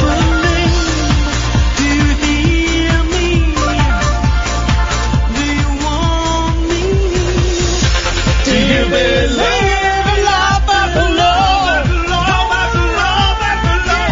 Yeah, exactly the same. It was a really good concert, right? But after the first two songs, right? Normally a concert, big star, you're going to get 3-4 songs, boom, boom, boom, boom. Then you get very few artists, like big art. When we saw Paul Simon, James Taylor, when I see Neil Diamond used to talk a bit actually, but very few artists will do monologues. Yeah. They might do it. London, it's great to be back. I haven't been here since 1976. You having a good time? Well, let's have a good time with this. But fair enough, right? Cher had her own show. Yeah. She's used to being the entertainment, you know. So she does 2 songs, and then she does this rambling 10-minute monologue about Graham Norton. Sort of about Graham Norton, sort of about Jack Nicholson saying she wasn't sexy. It started off, let me tell you how it took me 3 days to turn 40. Well, we never got found that. out. Then talking about David Letterman, then talking about a tax dodger. And I was there going, is she alright? She kept going, oh, I forgot about it, honey. I owed $28,000. Remember that. That's important. She didn't tell that at the beginning. Yeah. I owe $28,000. Remember that. That's important. Anyway, so David Letterman phones me up and I say you're an asshole. I was like, what is this? But then all is forgiven because it's Cher and you expect her to be, a bit eccentric. And also, she's 73 years old. And as she said, ask yourself, what's your granny doing tonight? As she launched into another gusset-bearing routine. She was amazing, right? And I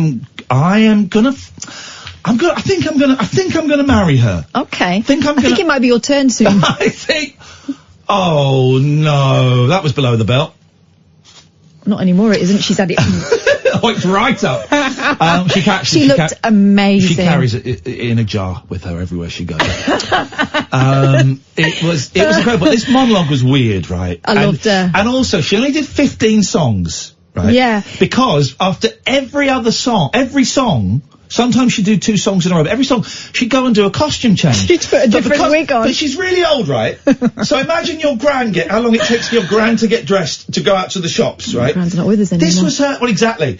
It took that length of time. But they played a nice video in between. There was some effects and there's some lovely dancers and some people dangling from, chains from the ceiling. It was great. The woman can do no wrong. I want to be the person sitting next to her in the old people's home. Obviously, we won't be contemporaries. I'll wipe her bum. If she'd tell me some stories, I'll do anything. Cher's bum. I mean, she doesn't necessarily need to be in the same room anymore. Yeah, exactly. It's in a glass jar in the Cher But museum. she was just wonderful. And it reminded me a bit of... It was great. It was very Vegas. it reminded me of where Kiss, right, when we went to see Kiss, Yeah. they were letting off fireworks every 5 minutes. Well, their fireworks was their costume changes. It was amazing. She was just wonderful. It was absolutely brilliant, right? And it was very, very expensive. We were right at the back, right? 150 quid a ticket. Worth it.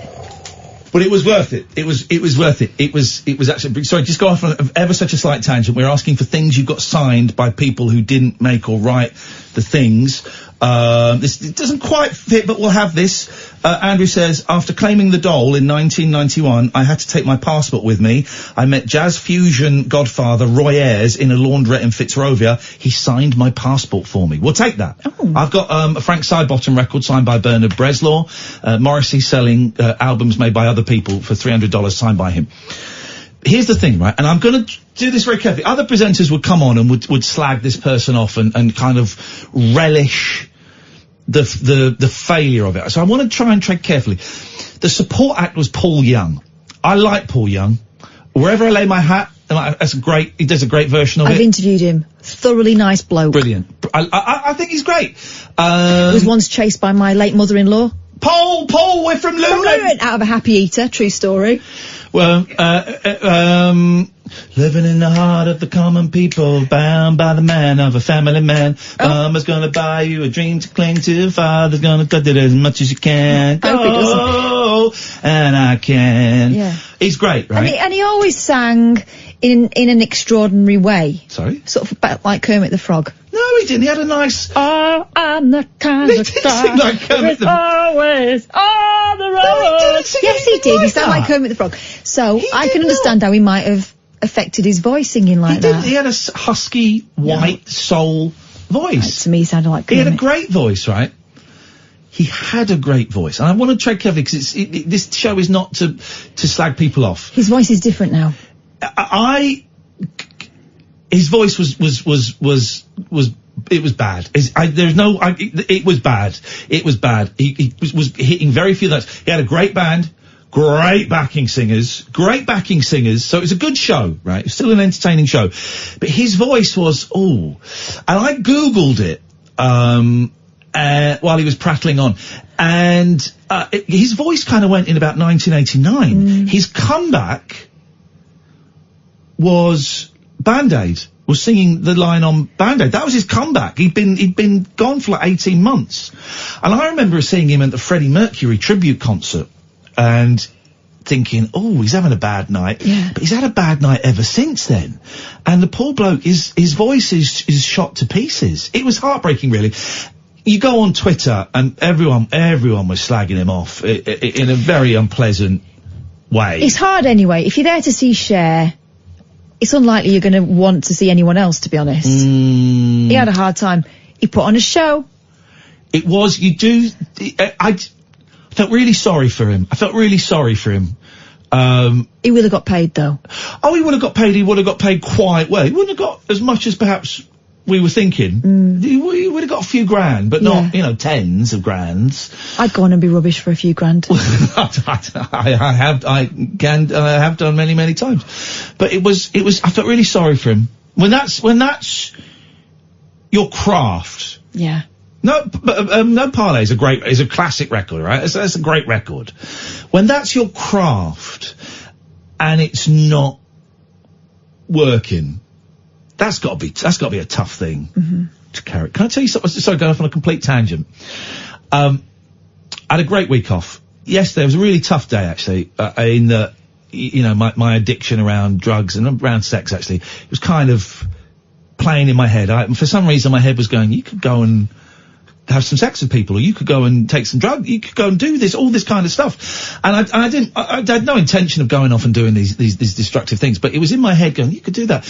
And it actually instead of going to a meeting and instead of phoning up my sponsor or telling a friend, I kind of white knuckled it, and I went and I stayed in bed and I was white knuckling it which is the wrong thing to do because the voice gets louder. Explain and louder. white knuckling. White knuckling is just when you just grip in and going, right, I will get through this. On your own. And I could have made it easier. Which is the toughest thing to do, right? It's a stupid thing it's a dangerous thing to do because the voice in the head gets louder and louder and louder until you go, maybe it makes sense to go and do that. Maybe it makes sense to go and pay for sex and do a load of cocaine with someone. Maybe it makes sense. You're right, it makes sense to do that. I didn't do that, but it was a tough old day, and I was really miserable, right? Miserable is putting it mildly. And I tweeted, I've had a tough old day. Addiction's been on me, you know, I'm pissed off it won't go away. And I got lots of nice tweets from everyone. Thank you. I wasn't doing it for that, but part of it was to share it so that it would kind of get rid of the power. A little bit with it was to share it so that some people might identify. It was mainly to get rid of the power, right? And Danny Baker sent me a very nice Monkey song. One of my favourite Monkey songs. And Shane Ritchie sent me a couple of nice messages. I know Shane's listening tonight. He sent me a couple of really, really nice messages. I don't know if you saw them. And he also sent me a song to cheer me up. This was the song that Shane Ritchie sent me to cheer me up. And I just want to say thank you, mate. This was lovely. Here we go.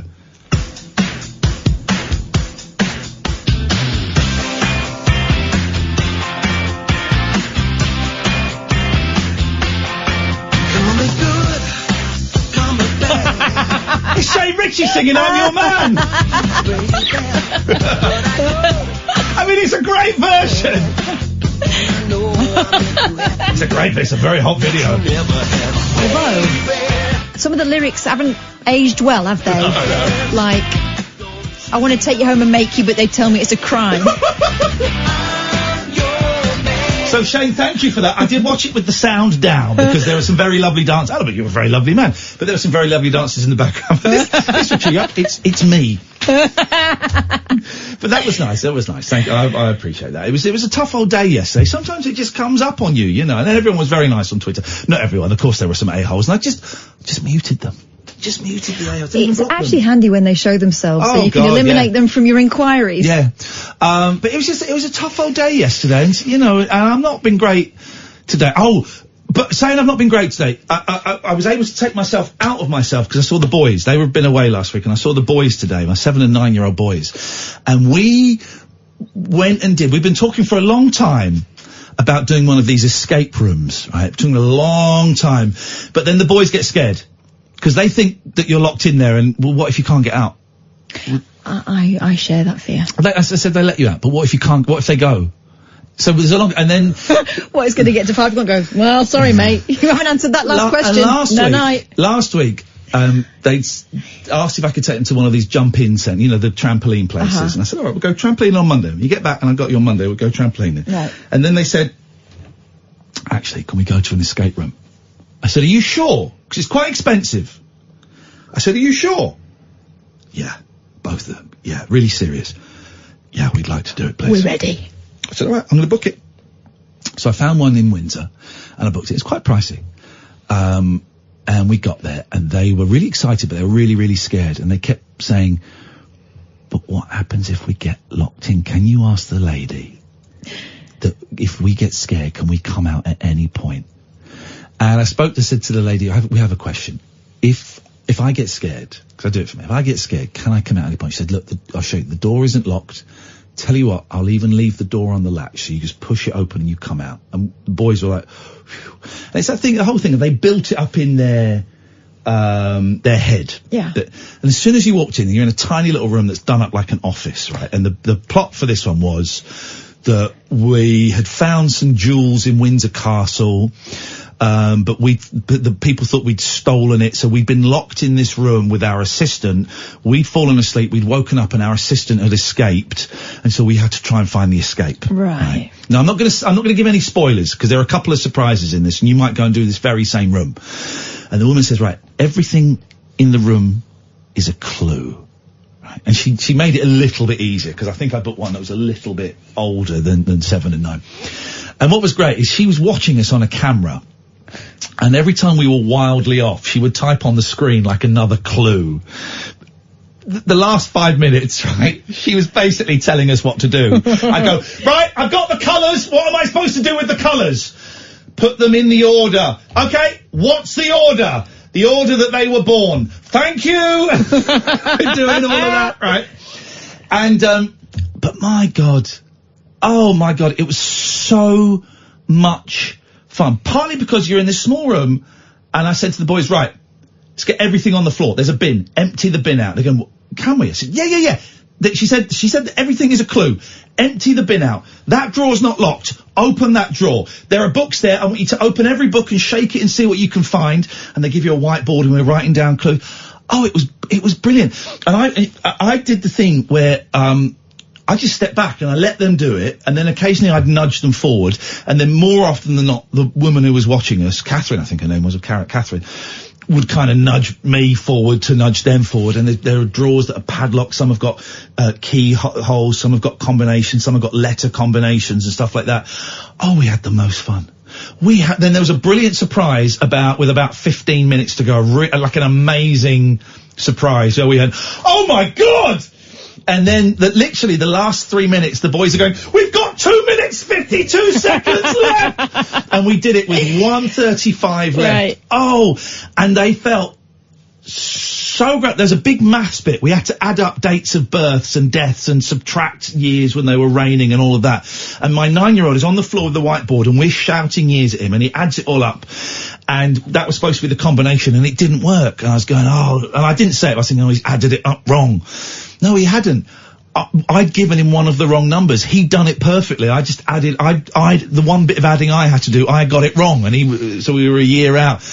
But they were loving it. And at the end, we're all high-fiving each other and going, yeah, we did it.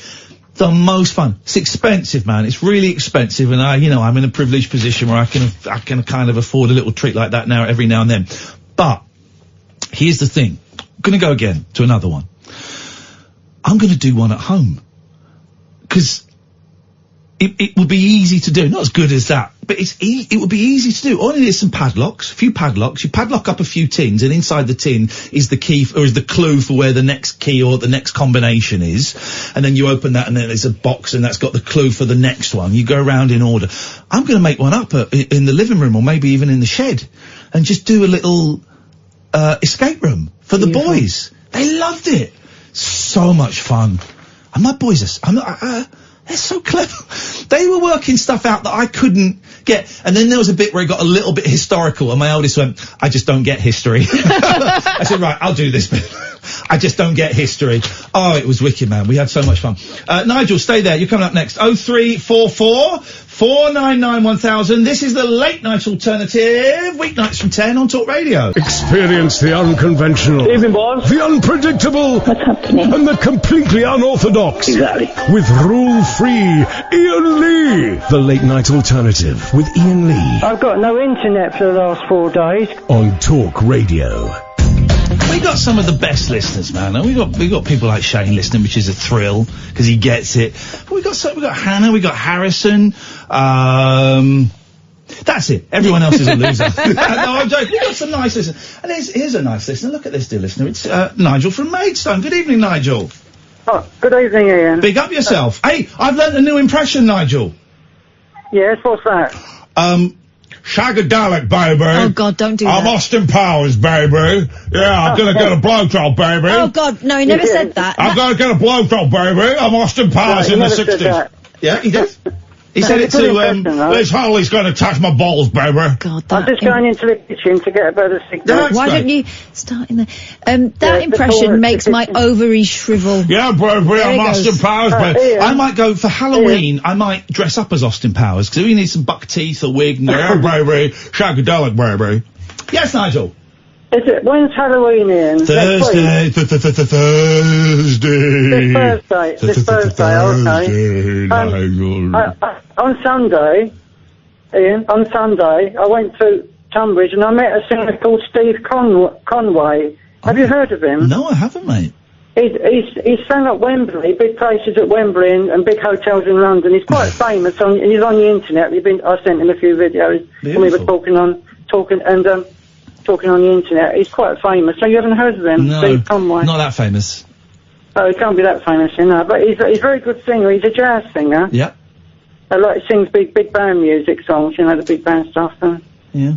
I went to my girlfriend's on Sunday as well. Yeah. And I was down having a cup of tea in the front room. She said to me, do you want to come upstairs to my bedroom, she said. Oh, so I said, all right then. Yes. And then she got on the bed and she said, do you want to get on the bed with me? So I did. There you go. Can guess the rest. There you go. Yeah, you fell asleep. She got a bit fruity. Okay, well, that's, you know, here's the thing, Nigel. A gentleman doesn't need to talk about it. No, I'm not. I'm just saying that I was very pleased that she. There you go. A gentleman doesn't need to talk about it.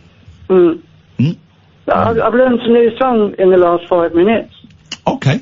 In the last 5 minutes? You've learnt some new songs in the last 5 minutes? Wowzers. Well, yes, I've been watching a film. It's called I'm Coming Back to Tennessee. Okay.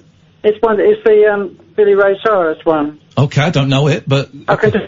Hello, just a few lines, just so you can hear what the tune's like. Do you want me to do it then? Yeah, sure, why not? Yeah. Okay. I'm coming home now. I'm coming home now. I'm gonna find my way back to Tennessee. Oh yeah, yeah, yeah, yeah. I'm coming home now, babe. I'm coming home now. I'm gonna find my way back to Tennessee. Oh yeah, yeah, yeah. Good, isn't it? It's not really my cup of tea. Oh, it's country and western, isn't it? It didn't sound it when you sang it, but listeners, you know, we can't all like the same stuff. Otherwise, I got the tune right. I learned that tune in a few minutes. Right. Huh? Very good. So what have you been? Oh, I got some food from the food bank today. Beautiful. Well done. Well done. Good job I went to Maidstone. Did you have a nice weekend? Beautiful weekend, yeah. Yeah, I heard you was with your children some of the time. I was with my children yesterday. Actually, no, the weekend was quite tough and miserable, but you know. Isn't it cold? Wasn't it cold today? Yeah. Freezing, and I got the shakes earlier, so I couldn't get warm, so I got... Oh, hello? Get cold afterwards. Yeah. I've got no internet. You played that before I went on. I've got no internet. Okay. Hello to the other lady. Hello, Catherine. There we go. There we go. The other lady, did he call you old lady? Or, I couldn't think of her name. No, I can't very often, Nigel, and when I do, it's always a disappointment. I'm still in pain. My ribs are still painful. It will take a while. It will take a while. I mean, actually, it's a struggle to do anything, but I'm trying, to get better. Yeah, well, the thing with ribs, you just got to let them heal, mate. Take it easy. Kath? Especially take it easy. Up in the upstairs department. Literally in the upstairs department. You go steady. Ian? Yeah? I made it on her bed. Can't hear you, mate, because you're not stood where... Maybe it's for the best. Okay. I made it worse. Okay, Nigel. Listen, anyway. Here's the thing. We don't need to know that stuff, but... No, I mean, I've got to be careful how I twist about. Yep, okay. Oh, okay, but you don't play twister. I don't want to go around the twist, anyway. So... Are you alright? Listen, Nigel, are you alright? I'm in pain, but I'm putting up with it. Have you eaten? You got a full belly? I've been eating better. I've put a couple of pounds on, Beautiful. That's good. You got to keep eating, mate. Keep your strength up. And, hello, Catherine. Hello. What? Hello, and, put on, listen, layers. It's not about putting on, Nigel, shut up and listen. This is important, right? Layers, right? It's not about... Yeah, I did have layers. Nigel, shut up and listen. It's not about putting on a big thick jumper. It's about putting on 2 or 3 or 4 t-shirts and a jumper. It's about putting on lots of different layers. That will keep you warmer than one big thick thing, okay? Or, a t-shirt and a shirt and a jumper. Something like that. That will keep you warm. Well, I wear 2 coats on top of my jumper normally. Beautiful. Well, get a couple of t-shirts under there. You'll be fine because it traps the warm air in. Yeah, but when you sweat and it's cold, and when you get back and you start to shiver when I'm talking about when you're indoors in your house and you're a bit chilly. Anyway, it doesn't matter. Well, it does because we have a laugh, anyway, but we don't want you to die. Anyway, I better go because I don't know what else to talk about. All right, Nigel, never stopped you before, but thank you very much indeed. That's the end of that story. We have a laugh, but it was cold today. It was proper cold this morning. It was the first time it was like, because the clocks went forward, so we all lost an hour. I don't know how you cope with it. This may be why I was so down on Sunday, because I'd lost an hour's sleep, and it was like, whoa. But it was proper cold this morning. Frost on the windows. I need to get a scraper. My dad used to use his credit card. Or a cassette box. Or a Golden Virginia tin. He used to use the tin. It's a great scraper. I had my letters, my words in a tin from school. Sorry? Remember when you were learning to read, they used to give you little cards with with words on, cat, dog. No. They were always in a tobacco tin, which I think sent out the wrong message. I never had cards with words on. So I learnt cat, dog, and like you say, Golden Virginia. I used to love the smell of those Golden Virginia tins. So wonderfully warm. When I used to smoke, it was Golden Virginia. Oh, I used to love it. It's like now and then, my friend Mackenzie used to make the best roll-ups. He'd make these perfect roll-ups with a little roach in, and he'd put them on his hand. He'd go, choose your weapon, and I'd spend a long time going, I'm going to have that one. Oh, the best smokes. I want to smoke. I want to smoke. Yeah, well, don't, because I would like to. You're not the greatest dabbler in the world. I let's would put it that way. like to smoke a roll up, and I'm going to do it on the way home with the car windows open so my mum don't smell it. I've got deodorant with me. Here's the thing. Yes, Mum. My daughter is 11. Yep. And the teenage stuff is starting to seep in. Yeah. Right? Yeah. How am I going to know when she's having a crafty snifter? Because my mum knew, because we were smelling like Lynx and Mints. Yeah. They'll be smoking them robot dick. I don't want to talk about your daughter smoking a robot dick, but that's. But you know what I mean? Yeah. They won't smell of anything. Yeah. An android penis, let's call it. That's probably better. The biological terminology, please. Yeah. But how are we going to know?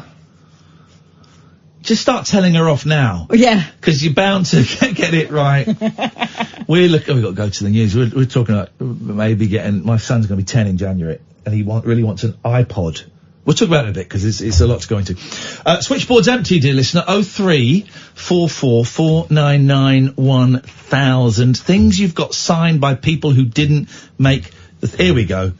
This is it, Graflex.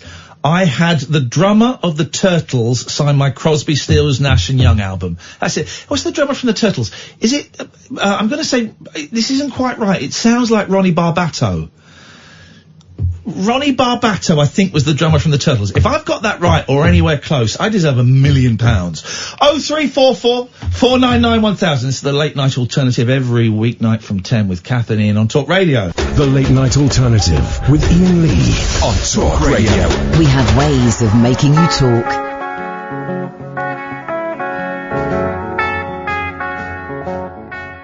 Imagine me and you, I do. I think about you day and night. It's only right to think about the girl you love and hold her tight. So happy together. If I should call you up, invest a dime, and you say you belong to me, and ease my mind. Imagine how the world could be so very fine, so happy together. See me loving nobody but you for all my life. When you're with me, baby, the skies will be blue for all my life. Me and you and me, no matter how they toss the dice, it had to be. The only one for me is you, and you for me, so happy together. See me loving nobody but you for all my life. When you're with me, baby, the skies will be blue for all my life. Me and you and me, no matter how they toss the dice, it had to be. The only one for me is you, and you for me, so happy together.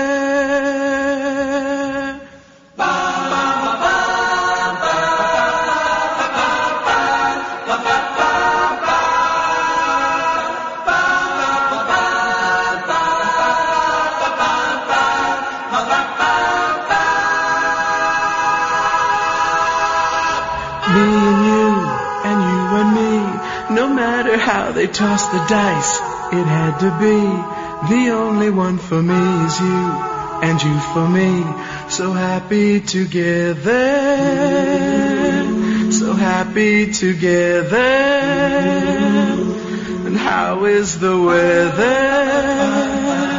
So happy together. We're happy together. So happy together. Happy together. So happy together. So happy together. It's good, isn't it? It is good, but it's no Shane Ritchie's Baby, I'm Your Man. That was a nice thing to. I like Shane. Yeah. Here's the thing. One day I'm going to get Shane's phone number, and I'm going to get his address, and I'm going to move in with him. Does he know this? No. Well, that's the problem. If he knows it, then it's unlikely to happen. So we need to keep it ixnay on the Shay. The Orking say. I haven't done pig Latin for a long time, and I'm a little bit rusty on the old. Hang on a minute. Let me. Ipsnay on the It's Orking ixnay. stay. It's ixnay. Ixnay. Yeah. On the Orking stay. Stalking. Oh right. Okay.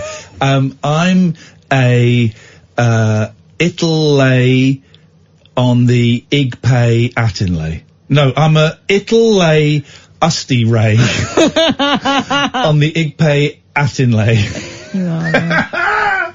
My boys can do it now. What did we went and saw? By the way, the switchboard's empty for listeners, so now is a great time. 03444991000. Oh, Howard, I know you're busy. I got a busy phone, so I just quickly get my 17 points. Don't bother, mate. But we were watching something, me and my boys, and there was pig Latin in it. And my boys were able to translate it, and I thought, yeah, okay, I'm doing something right here. I can't think what that... Three Stooges. Oh, I wouldn't watch the Three Stooges. Boring. No, it was a big film. It was a big film that we saw. Plenty to talk about tonight. We're staying away from all of the boring politics, all of that stuff. It's been done to death. We might have to touch it at some point this week, I'm afraid. We might have to touch it. You know, we try and stay Brexit free on this show if at all possible. We might have to touch it, such is the nature of this industry and the nature of our bosses, okay? I would rather not do it at all. I think our USP is the fact that we don't do Brexit, but there are some people above us who disagree with that. So we might have to do a little bit of it, but we will do it in our own unique style. For example, it'll be on a scale of 1 to 10, how much of a tosser is Boris Johnson? It'll be that kind of vibe. Until we get told otherwise. So we try and avoid that, but you can call in about absolutely anything you want. So far we've got on the back of Morrissey selling at his concerts signed albums, but not signed Morrissey albums, David Bowie and Iggy Pop albums, that Morrissey, the silly old racist, Mozza, has signed himself for $300. So what have you got signed by somebody who didn't make the thing?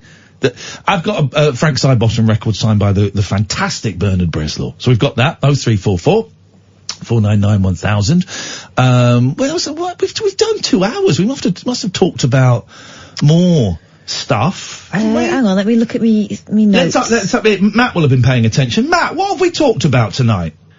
We've talked about cucumbers, Right, E. coli, the progressive degeneracy of Western society caused by the influx of South American pop music. I think he's right. Ricky Martin. I think he's right. 0344 499 1000. I'm bleeding, by the way. Oh, why? From your nipple. No, it's not my nipple. I got I had a spot on my chest. So I've just... That's your nipple. It's not a nipple, for crying out loud. They are tiny. I'm covered in blood. Right. You're not covered in it. Well, it's because I wiped it off, but I had a lot of blood. I can make it bleed again. I got a spot on my chest, Matt, so I just, scratched it. Could you not? You're a biohazard. Please! And I pulled the head off. Look. Don't wipe it on me. I'm not wiping it. I'm showing you I'm bleeding. I can't see it. Well, look at it. Don't put it in my face. Oh, yeah. Yeah, it's blood. Stop picking it, then. Going through your second adolescence. Stop it. What are you doing? I'm making it bleed more. Stop. Look at my fingers. I haven't got something. Have you got a tissue? No, but I've got wipes in my bag. I'm a mother. Could I have a wipe, please? Because I don't want to get blood on this T-shirt. This would be the second Nora Mao T-shirt. Angela Mao, excuse me, racist. This will be the second Angela Mao T-shirt I've ruined. Matt, what can we do for you on this wonderful, wonderful, wonderful Copenhagen night? Well, I had a thing I was going to talk about, but before I do that, I just wanted to... Have you listened to the Weezer album the Teal album with, well, it's got Happy Together on there. It's a covers album by Weezer. Oh, yeah, I know who Weezer are. I mean, come on, but they did Happy Together. Any good? It's really good, actually. It's one of the best songs on there. All right, well, let's hang on a second. Let's have a little Weezer. Happy Together. You'll hate it now. Yeah, probably will, mate. Probably will. Let's, here come the wet wipes. Hang on a minute. Here come the wet wiper. Here we go. Shut up, man. No, it's rubbish. No, you got to listen to it till it gets going. No, I don't. Okay. Here's the thing.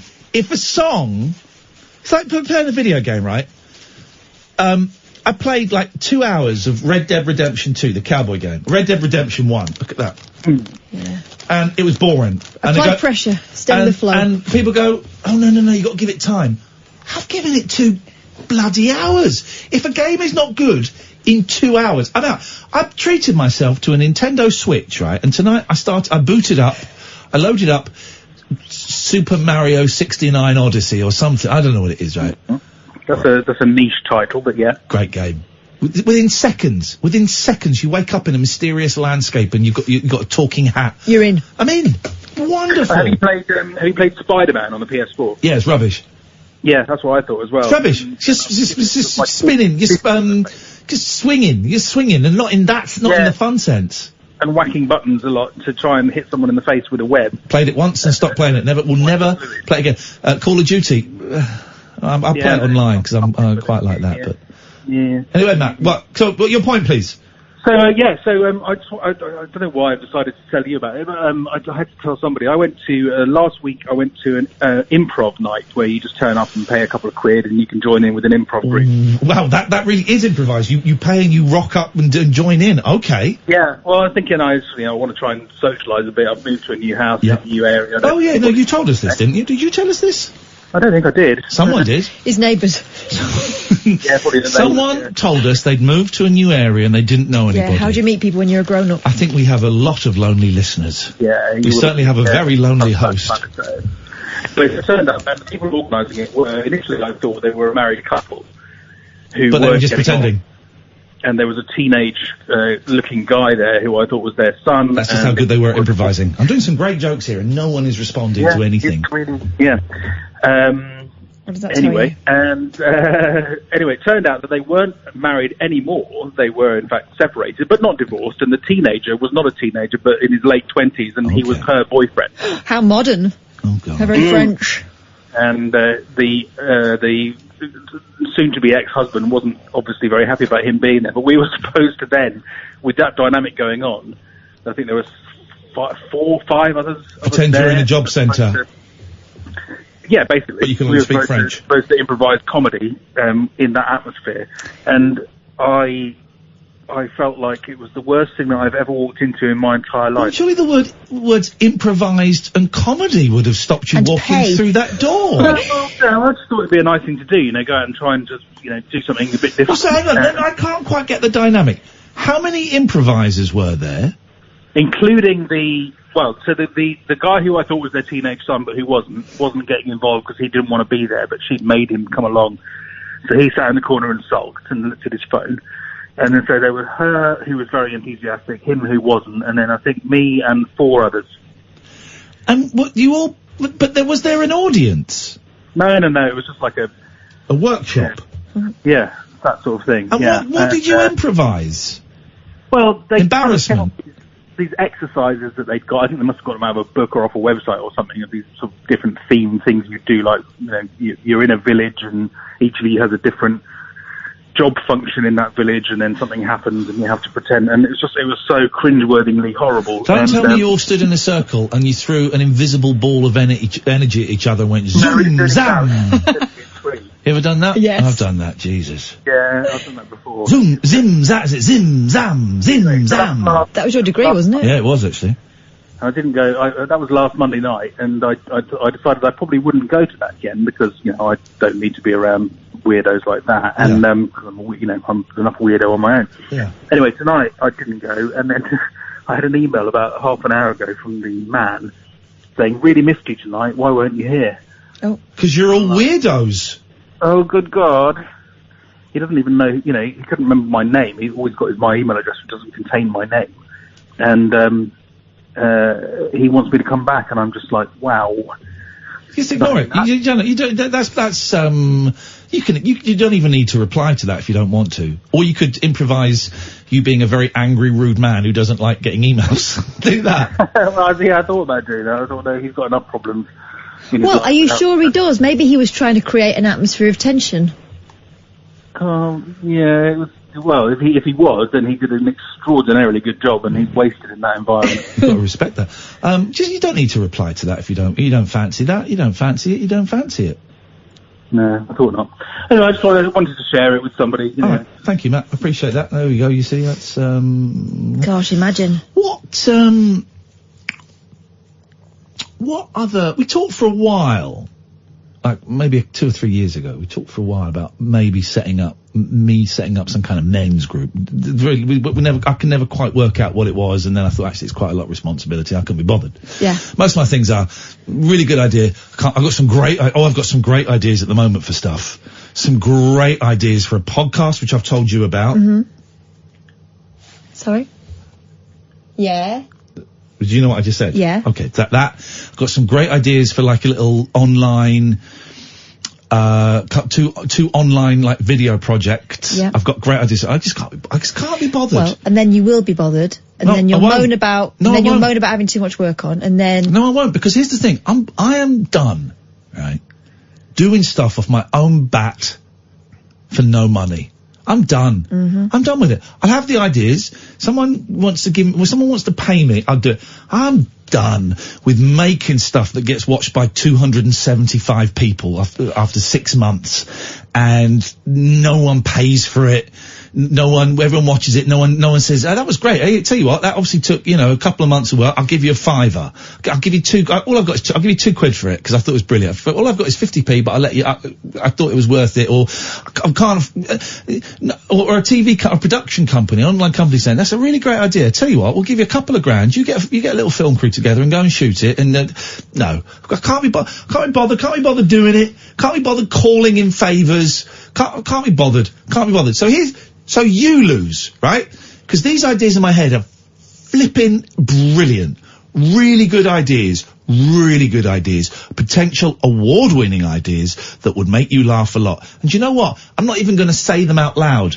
So they don't even come close to existence. I'm not telling Kath what they are. I'm not telling Sam. I'm not telling you, dear listener. I'm not telling you know what one of them are, but you don't know the other ideas. I'm not telling anybody what my ideas were. So I won't tell you these, actually. I won't. Well. I won't. Actually, I'm not going to. So when that's sad. Yeah, isn't it? Isn't it sad? For you. And it's their fault. No, it's not sad for me. I could make them better. No, it's not. But I'm not going to make them.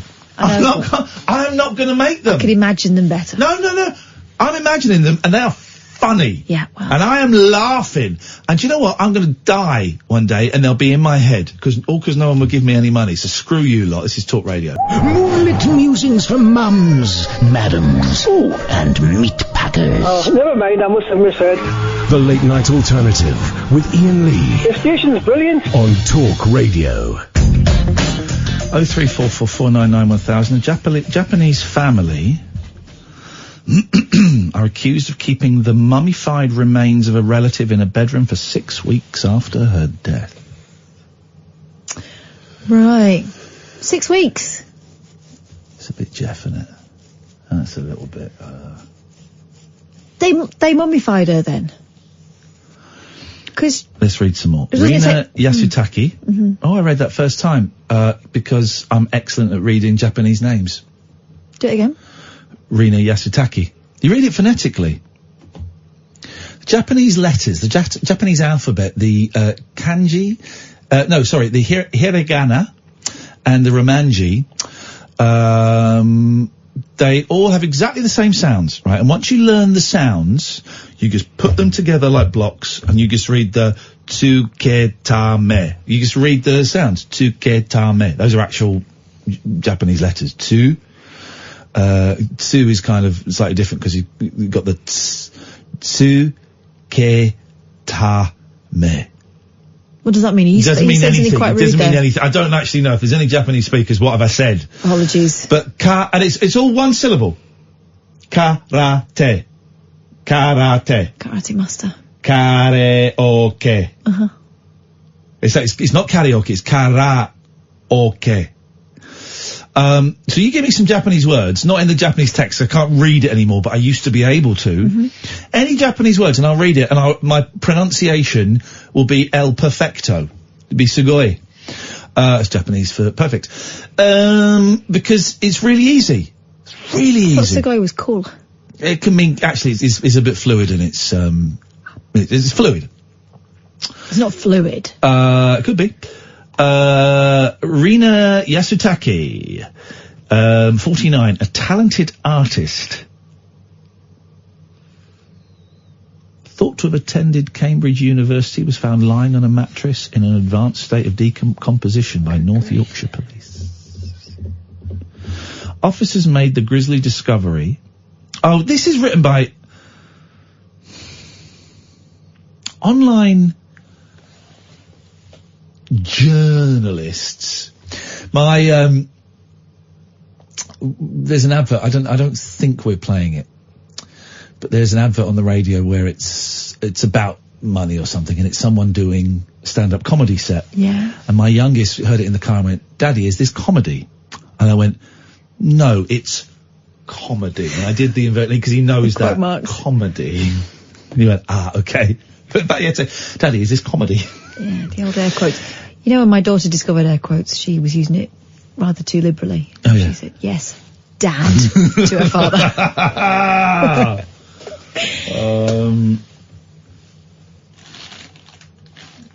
Gosh, we're getting some right old strange texts coming in for some right old fruitcakes tonight. Phone up. I'm not reading the text because you're all weird. Anyway, online journalists, please just spell check. There was a thing on the Mail Online earlier on about Amanda Holden attending the Pride of Britain and showing a bit of booby. It's about Amanda wrong. Yeah. It's Amnada. Here's the thing. There's a lot of opportunities in the online section of newspapers, and they tend to give them to kids. Officers made the grisly discovery after being tipped off by local pharmacy staff who said the woman's brother and sister had been buying large amounts of surgical spirits and, quotes, smelled of dead bodies. Oh, God. Yoshika Yasutake, 52, her brother, Takehiro Yasutake, saying all of these names absolutely spot on, 47, and their elderly mother, Michiko Yasutake, 76, stood before the court accused of preventing the lawful and decent burial of a dead body without a lawful excuse. They spoke through an interpreter to confirm their names and addresses. Their case went to York Crown Court, where it will be heard in front of a judge on December the 2nd. And there we must leave it. No, exactly, I know, exactly. What a world. What a world. The only time I've ever touched a dead body was my ex-wife's grandmother when she died. And I'd seen my granddad dead, but I hadn't touched him. It was when he was just about to be cremated. I don't think I saw my nan dead. Her gran died, and her gran was always very nice to me, apart from the last time we met when she said I talk a lot and told me to shut up, but she wasn't very well. And we walked in went to her flat after she died, and everyone was in mourning, and she was there on the bed, and one of my ex-wife's aunts was holding her hand and said, "Do you want to sit with her for a bit?" And inside I'm going, no. Of course I went, yes, I'd love to. And I'd sit down and held her hand. Yeah, it's a strange thing, isn't it? It was strange. And it was, you know what? It was strangely calming. But also I thought, I don't actually want to do this because I didn't know her that well. And this wasn't my grandmother. It's very intimate. And I'm doing it, I feel like I'm doing it for you rather than for me. And it just didn't feel, had it been someone who had it been my mum or something, yeah, of course I'd love to sit with her, but I want all of you lot out, because I want to sit with her and a little private time with her. That's what I mean. Little private chit-chat with her. Very peculiar practice. I've had too many experiences like that recently. I know you've had a bit of a run of bad luck, really. Yeah, haven't you? People passing. Well, bad luck, I suppose. It's the other side of the good luck of having known my grandparents. You know? The only way to avoid that is not to have known them, and I wouldn't swap that. It's the circle of life. A furious mum who discovered 0344 499 1000. A furious mum who discovered her daughter had broken her bed having sex. Is demanding she pays her £1,600 for a new one. Wow, what kind of bed was it? A good one. Here's the thing. Can't be that good. You're going to get a bed. You spend on a bed. When I moved into that house and I didn't have much money. Well, I did have a bed. I didn't have much money when I moved in. But I had to buy a bed. I thought, I'm going balls in. Balls out? Balls in. Balls out. Balls out. Balls out. You cannot be serious. It's not bad, is it? Oh, okay. It's not bad. I mean, it's a bit old-fashioned now, but I'm an old man. got it. I got it. I thought I'm going balls out on a bed, and I've got a big bed. It's a comfy bed. It's an expensive bed. It's a nice bed. Although my cats keep jumping up there and getting paw prints all over it, and it pisses me off. Nicole has been at loggerheads with her daughter Rhiannon ever since her night of intense passion, which saw her and an unnamed lover snap the bed frame and break several wooden slats. You ever broken a bed having it off? No. I have. Well done. I was on my own. It's a true story. Oh dear. Rhiannon claims she cannot. Was it her own bed or her mum's bed? Because that's where it gets a bit. I couldn't. Have you ever done it in your parents' bed? No. No. Couldn't. Oh, actually, no, I haven't. All right. Here's a question. You ever done it in your kids' bed? No, they've got bunk beds. That's not the only reason, but they've got bunk beds. And my youngest is on the bottom bunk and it's like a rat's nest, so I'd have to go top bunk. Because she gets like, all the toys in the world are in there. It's like Toys R Us exploded in that bottom bunk. I'd have to go top bunk. I just can't be bothered. But also it's wrong. But mostly it's wrong. Mostly it's wrong. Oh, wow. Have you then? I've not done it in your kid's bed. No, I'd hope not. It's a bunk bed. Do you remember there was this, was it in the John Ronson thing where a mum who was a porno star made a porno in her kid's bed? I mean, that's a step further. That's a bit Jeff. Yeah. Made a porno, like proper porno, like proper. Oh, I've made a porno in their bed, but I've never. But I've never made love in there. It certainly wasn't. You couldn't call it love, what we did. I call it working from home. Rhiannon claims she cannot afford to pay her mum for a replacement, but Nicole has branded her excuse bullshit. Such is the bubbling tension and bad blood between them, the pair can barely speak two words to each other. By bed. So to settle the matter once and for all, Nicole dragged Rhiannon on an Australian TV court show called Trial by Kyle. Excellent. He's similar to Jodie Rinder. Well, hang on a minute. Can I borrow your juice, please? No, because I haven't got any. No, you can't. I've plugged my computer in because I need to plug it in. So no. I've got like none. Well, unlucky, mate. Go and get your own plug. I've had to do this. How many have you got? This. When I give me the stats. When I plugged give it in. Give me the stats now. When I plugged it in, please listen. When I plugged it in, I had 12% battery. What have you got now? I've got 21%. I'll do you for half an hour. All right, you can have it. You can have it for 5 minutes, and Thanks. 5 minutes later, I want it back. Right. Alexa, set timer for 5 minutes. Right. Trial by Kyle. Let's see if we can find it. Right. Do it. Bed. Trial by Kyle. Here we go. Oh, here we go. Okay. All right. We can certainly play a bit of it. Case we have Nicole, who is taking her daughter Rhiannon to court for the cost of a new bed. She alleges Rhiannon and her boyfriend broke the bed while house sitting for Nicole. Nicole is seeking $2,099. Naughty, naughty, naughty. On Mum's bed, down. I don't know about everyone else here, but that's the least romantic place I can imagine being with someone. On Mum's bed. Cass Kids bunk bed. The set of Trial by Kyle is identical to Judge Rinder. It's identical. So's the passer. It's identical. Passer theft. I've lost the story now. Okay, all right. The eyebrows on those. In the opening case, Nicole gave her side of the story and told presenter Kyle Sandilands, "My partner and I went away." No. I'm from Australia. "My partner and I went away for a week, and Rhiannon was house sitting for us. I said that she could have the spare room, which is a nice queen-size bed in it. Nothing wrong with that." I'm from Australia. "When we returned, the house was a mess, and when I went upstairs to my bedroom, I discovered my bed was broken. I felt violated by the fact she broke it and didn't care she broke it." A baffled Kyle told Rhiannon, "On Mum's bed." Oh, we just done that. Rhiannon went on to explain she broke the bed with some intense passion. This is Kyle, the judge. "Why didn't you bang in the other bed?" What? George? "The honest truth? My other friends were in that bed," she replied.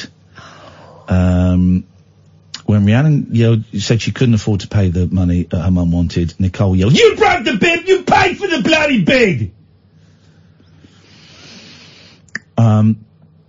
Let's just move on from this because I'm getting married in 9 weeks and she's supposed to be my bloody bridesmaid and we can barely speak 2 bloody words to each other because of her... Yes, I guess. Because of her lack of responsibility. Responsibility? In a desperate bid to end the feud, Kyle wrapped up the case by ruling in Nicole's favour. Kyle's got a very strange haircut. Very strange. Describe. Okay. Side parting. Yeah. Right. So it goes kind of high on the comb over. Okay. Shaved down this side. Gosh. He said, "Rhiannon, really? You're responsible for breaking your mother's bed. So the ruling is $2,099, so your mum can consummate her future relationship in her own bed." Failing that, no, I was going to say something really vulgar there. Were you? Yeah. And you stopped? Yeah. Gosh, you're growing. When she was outside the courtroom, Rhiannon continued to argue her case on camera. "My mum most definitely contributed to the breaking of that bed," she said. "I've heard things you cannot unhear as a daughter." Gosh, these two know each other too well. "I even heard her boyfriend taking her..." No. Okie dokie. 0344 499 1000. Fake Sheila! Hello. Hello. Hello. How are you? We've kind of answered that, I think, tonight. What have you got for us? Okay, fine. I was worried about... I've had a terrible time since you've gone.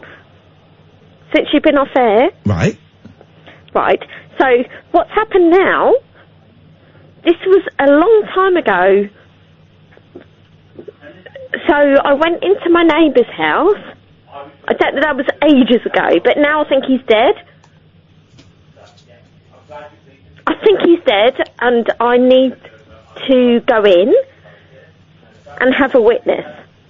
No, you don't. You need to know if you think do you genuinely think he's dead? No, I don't know. I've not seen him for 3 weeks. Okay. Well, have you knocked on the door? There's no answer. Right. Call the police and ask them to do a welfare check. There you go. Oh, so now you're going to cut me off? Well, we've solved the problem. What? But yeah, I've got keys, so I can go in. No, you can't go in, because that's breaking and entering. I wanted to, but I thought I don't want to go in, because I don't know what I'm going to find. Well, don't go in. So I won't go in. Well, I don't know. Do what you want to do. Why have you got an attitude with us tonight? I've got no attitude. I missed you so much. Well, why have you got a cob on? What do you get in the vodka? Carbs have gone on. It's just we make the suggestion, which is the reasonable one, of... Which is the right one. Yeah. And then you go, "Oh, now you're going to cut me off." What was that all about? Oh, I'm sorry. What's the matter? No, I've had a shitty old week, actually. To be honest, I've missed you guys. You're the only people that keep me sane. Is that okay to say that, or...? What? There's a weird vibe tonight, and I don't quite know what is... I feel like I think it's people like me that you just about keep us okay, and then when you're not on, we go weird. Okay, well, that's your problem. with right. respect. So, but it just feels like we're being told off. We're being told off for having a week off. Told off. Well, I had a great suggestion, and it was going to be the best suggestion. Okay. Well, June made it earlier. Okay. Yes. So I thought this would be brilliant. Yeah. So, kind of a ticket. It's gone wrong. It's gone wrong already. Okay. A season ticket for Iain, Lee and Katherine Boyle's events. Right. So can you do that? No. Can we have a season ticket? No. No, or you could just buy a ticket. No, but I mean, yes, I've bought tickets, but if we buy it for every event, is there something we get? Well, no, because who's going to come to every event? We're doing I'm thinking about doing that. Every single one. Stupid. Every single one. The ones that in Glasgow and Bath and Cardiff and... What? I tell you what you get.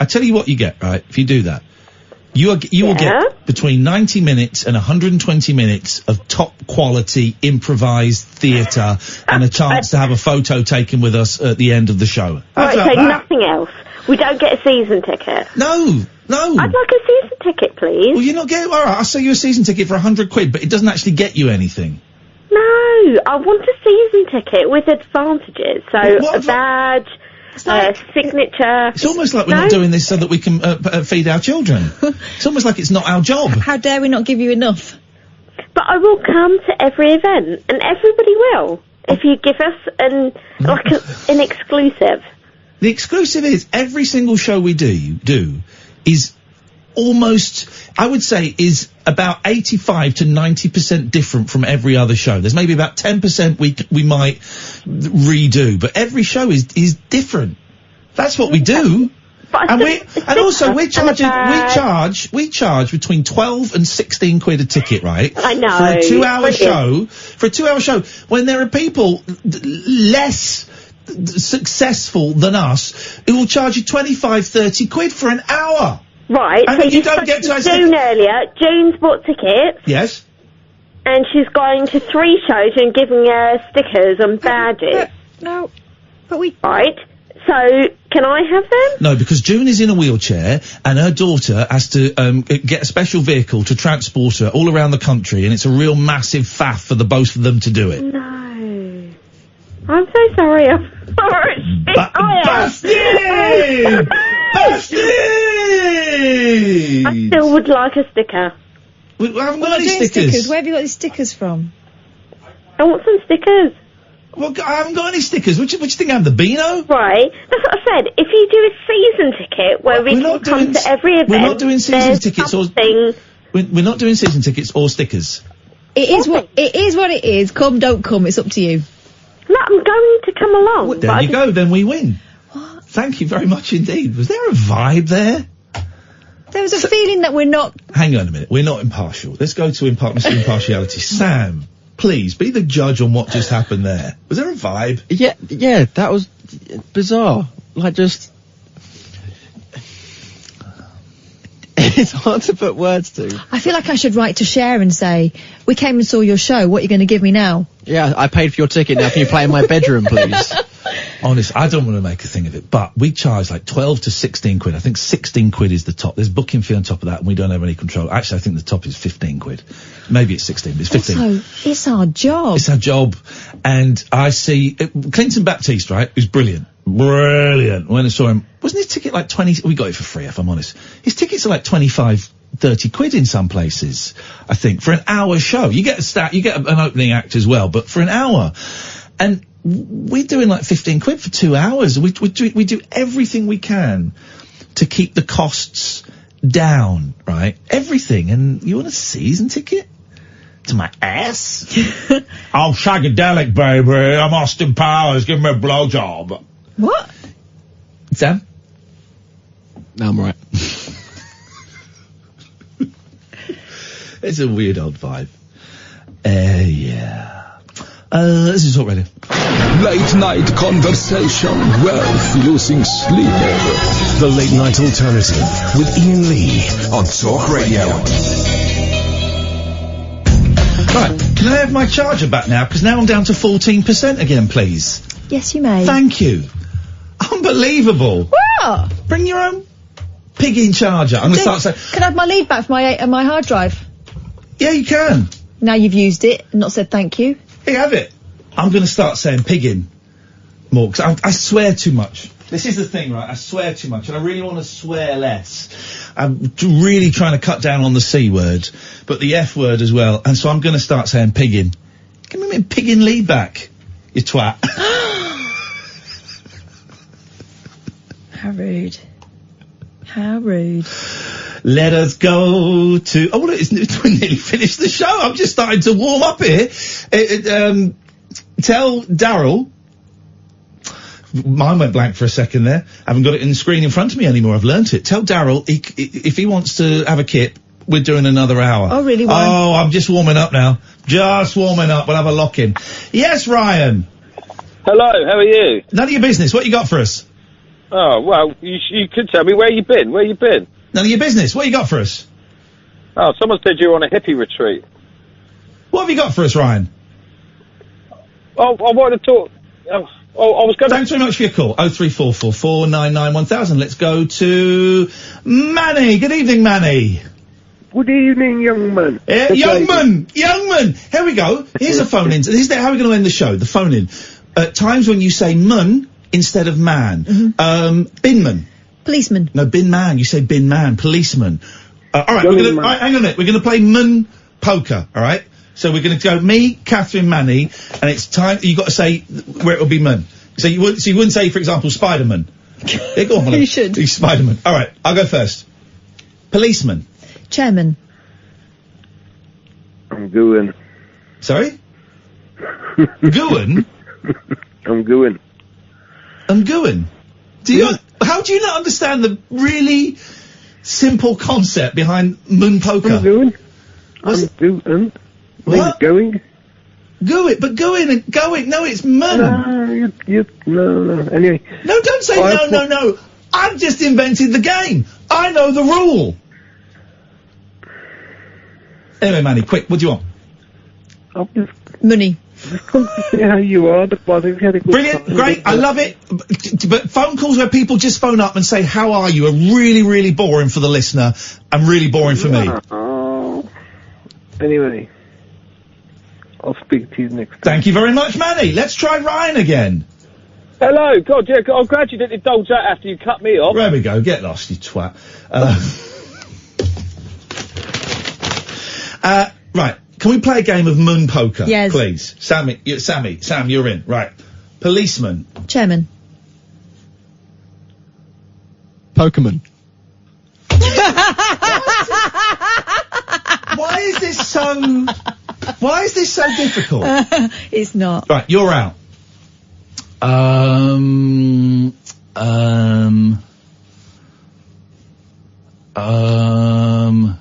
Milkman. Did you say milkman? Milkman. Foreman. Do you want to do it, Sam? You got one? He's out.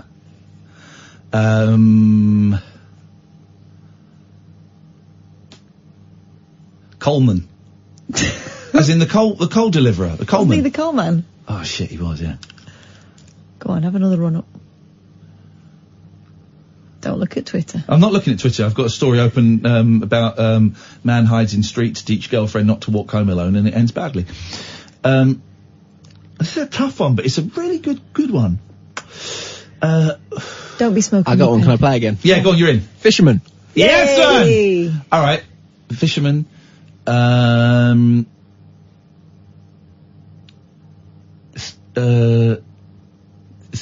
Sailorman. No. Suleiman? No. I'm out. Are you? Yeah, I'm out. Ombudsman. You say bellman? What for? A hotel. That's a bellboy. Ow. But what do they grow into? I was going to say, able seaman. You're so vulgar. And patrolman. Yeoman.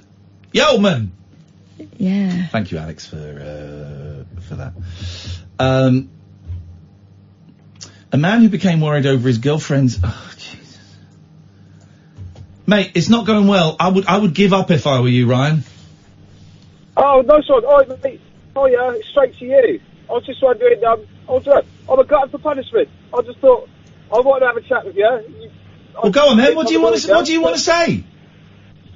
Oh, well, there's a couple of things. I was going to ask you what to talk about. No. So you wanted to talk to me, you had a couple of things, and one of the couple of things was you asking me what I wanted to talk about. Alright, well that's number one. What was the second of the couple of things? It wasn't. No, it wasn't. I admire your show, so that's why I asked you where you've been, because I thought I've started nights, and I haven't heard any Ian Lee for the 2 weeks that I've been on nights that I've started. Well, I was only off for 1 week, so I don't know what you were doing the other week. You're listening to LBC or something. No, well, you're only off for a week. Yes, mate. Are you sure? Okay, fair enough. Am I sure? Am I sure? Let me just check our records. Let me just check my invoice. Yeah, Kath, can you confirm? I can confirm. Yeah, we were off for a week. So what would you like to ask, Ryan? This is one of the worst phone calls I've ever had the misfortune of dealing with. I've heard worse, definitely. No, trust me, mate. You and your mate, I know you're both stroking one out at the moment, thinking you're getting one over on us, but we know this is a rather pathetic prank call, but we will listen to your masturbatory fantasy to see if there is any merit in it whatsoever. I do like, Matt. There we go. Thank you very much indeed, Ryan. Sillyman. Dickman. A man who became worried over his girlfriend's habit to walk home alone in the dark devised a well-intentioned but ultimately terrible plan to show her how dangerous it can be. Okay. So much wrong with this already. Okay, How dare she walk home like an adult and not be afraid? I know, I'll make her afraid. What could possibly go wrong? Feisty one you are. Damn straight. Man want to protect lady, he does. That's more Satchmo than Yoda. Isn't it? I was trying to do Yoda, but it doesn't sound right. Go on, let's hear it. What? This idiot. Talking to Reddit, don't believe anything that says I don't believe it. It's the end of the show, who cares? No, that's Stacey's saying barman, but it's barman. No, it's barman. No, it's barman. Barman. Excuse me, barman? Not barman. No, barman. Barman? Starman? There's a starman waiting in the sky.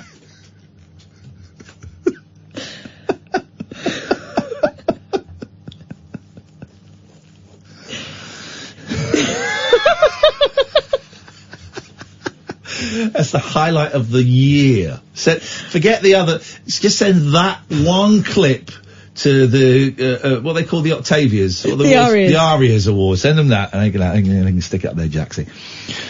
He explains she commutes to and from work, but refuses to get a bus or taxi from the nearest train station to save money, despite his kind offers to pay. When he insists on picking her up, she refuses to tell him where she is, and he's becoming increasingly aware of her safety. Is he really going out with her, or is he just annoying? Is she really going out with him? Is that a song? Is that actually a song? That's quite a good song, then. Who is it by? Isn't it something like Elvis Costello? No.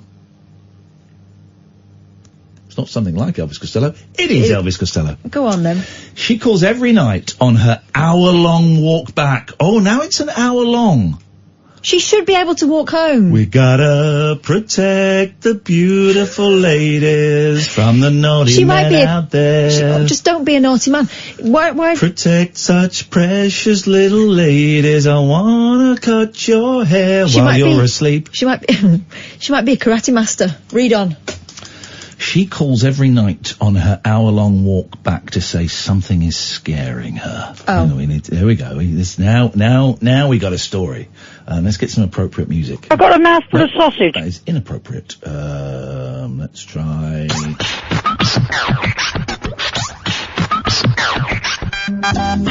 That's inappropriate. Let's try. There we go. She calls every night on her hour-long walk back to say something is scaring her. He claims. From a rustle in the bushes. Russell, get out of the bushes! To to nobody else being around. But when the boyfriend offers to pick her up, she says, it's not a big deal. Grateful woman. Next, she'll be wanting equal pay with Jeremy Vine.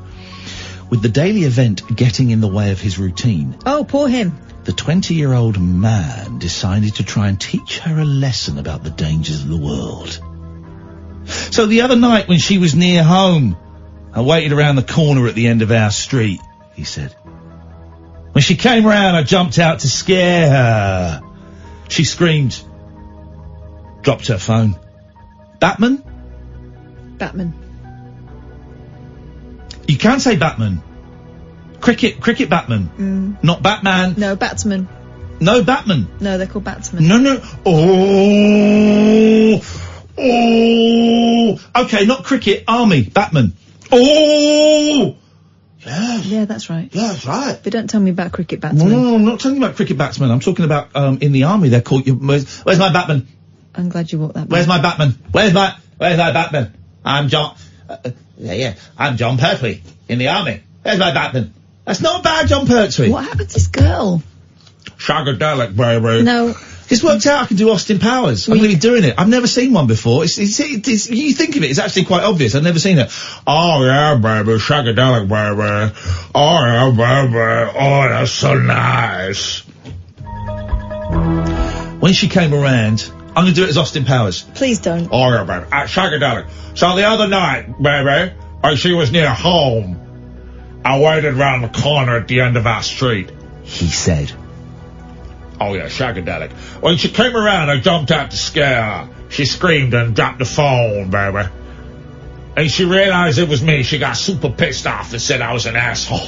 Is this the end of the story? Miss Jones, I told her I was trying to make her see what could happen if she doesn't get transport home. She was bloody furious. Everyone she has told thinks I'm the asshole. Yep. I think she needed a reality check. Yeah, she's going out with an asshole. It was Joe Jackson. What? That was really going out with him. Oh, okay. Not Elvis Costello. So, like Elvis Costello then? Not really. Apology accepted. No, not really. Except, Elvis Costello changed his first name to Elvis. Yeah. And Joe Jackson changed his last name to Jackson. Yeah.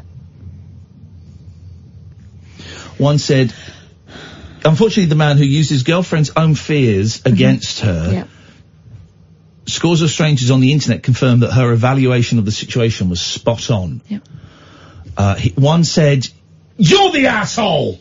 Sorry, Darryl, I didn't know you were there. I didn't mean to point at you like that, so I was just doing it for dramatic effect. What the hell? I'm going to point it. You're the asshole for sure, because jumping out of the bushes to scare a young woman walking home alone at night, who is already worried about walking home alone at night, is pretty much universally an SH1T thing to do. Yep. Here's the kicker, though. You're an asshole for doing it because you know she's already worried about it. Yep. Another replied, like, as women, this is one of our worst nightmares, to be somewhere alone in the dark and be grabbed, kidnapped or assaulted by a stranger. Well, this is her boyfriend, actually, which is probably exactly what his girlfriend thought was happening when he jumped at her. Yep. A third suggested his girlfriend might have learned something after all. The main lesson she's going to take away from this is that her boyfriend is an inconsiderate asshole. True. Do you know what? He was lucky. He was lucky he didn't get Wolverined by her keys. I think he was just trying to help her. And I just think sometimes, listen, you got the women's lib, you got all of that. Sometimes, just trust us. We know best. Darryl, what's on the show tonight? I would like to disassociate myself from that comment. You're a wise man. A wise man. A woodman? Yes. Woodman. We're trying to think of things when you would say man instead of man. I heard it. It's a tough one. Are you even crying? Have I been crying? Yeah. Do I look like I've been crying? Yeah, you do. Do I look a bit crying? Yeah, do you want a hug? Do I look like I've been crying? Look in his tear-soaked eyes. Doesn't he? Do I look like I've been crying? Look, maybe a little bit peaky. You alright? Do I? Oh. What's happened? What's going on? Do I look sad? What's wrong? Or ill? Talk to us. Aren't you going to make him cry by doing this? I think I'm definitely a bit upset now. What's going on? Has he been crying, Mark? Has he been crying? He's been out there. Did you do this?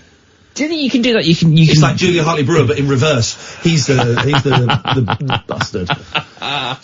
I'd like to disassociate we've only myself got from that 20 comment. You can't disassociate yourself from everything. You've got 15 seconds. What time am I out? 10. 58:10. Oh, good lord. We're going to speak to Vince Cable. Can you believe it? What a booking that is for a show in the night time. About whether or not we should strip people of 17 above of the vote. Is that it? And Johnny Seifert. So give and take. This is Talk Radio.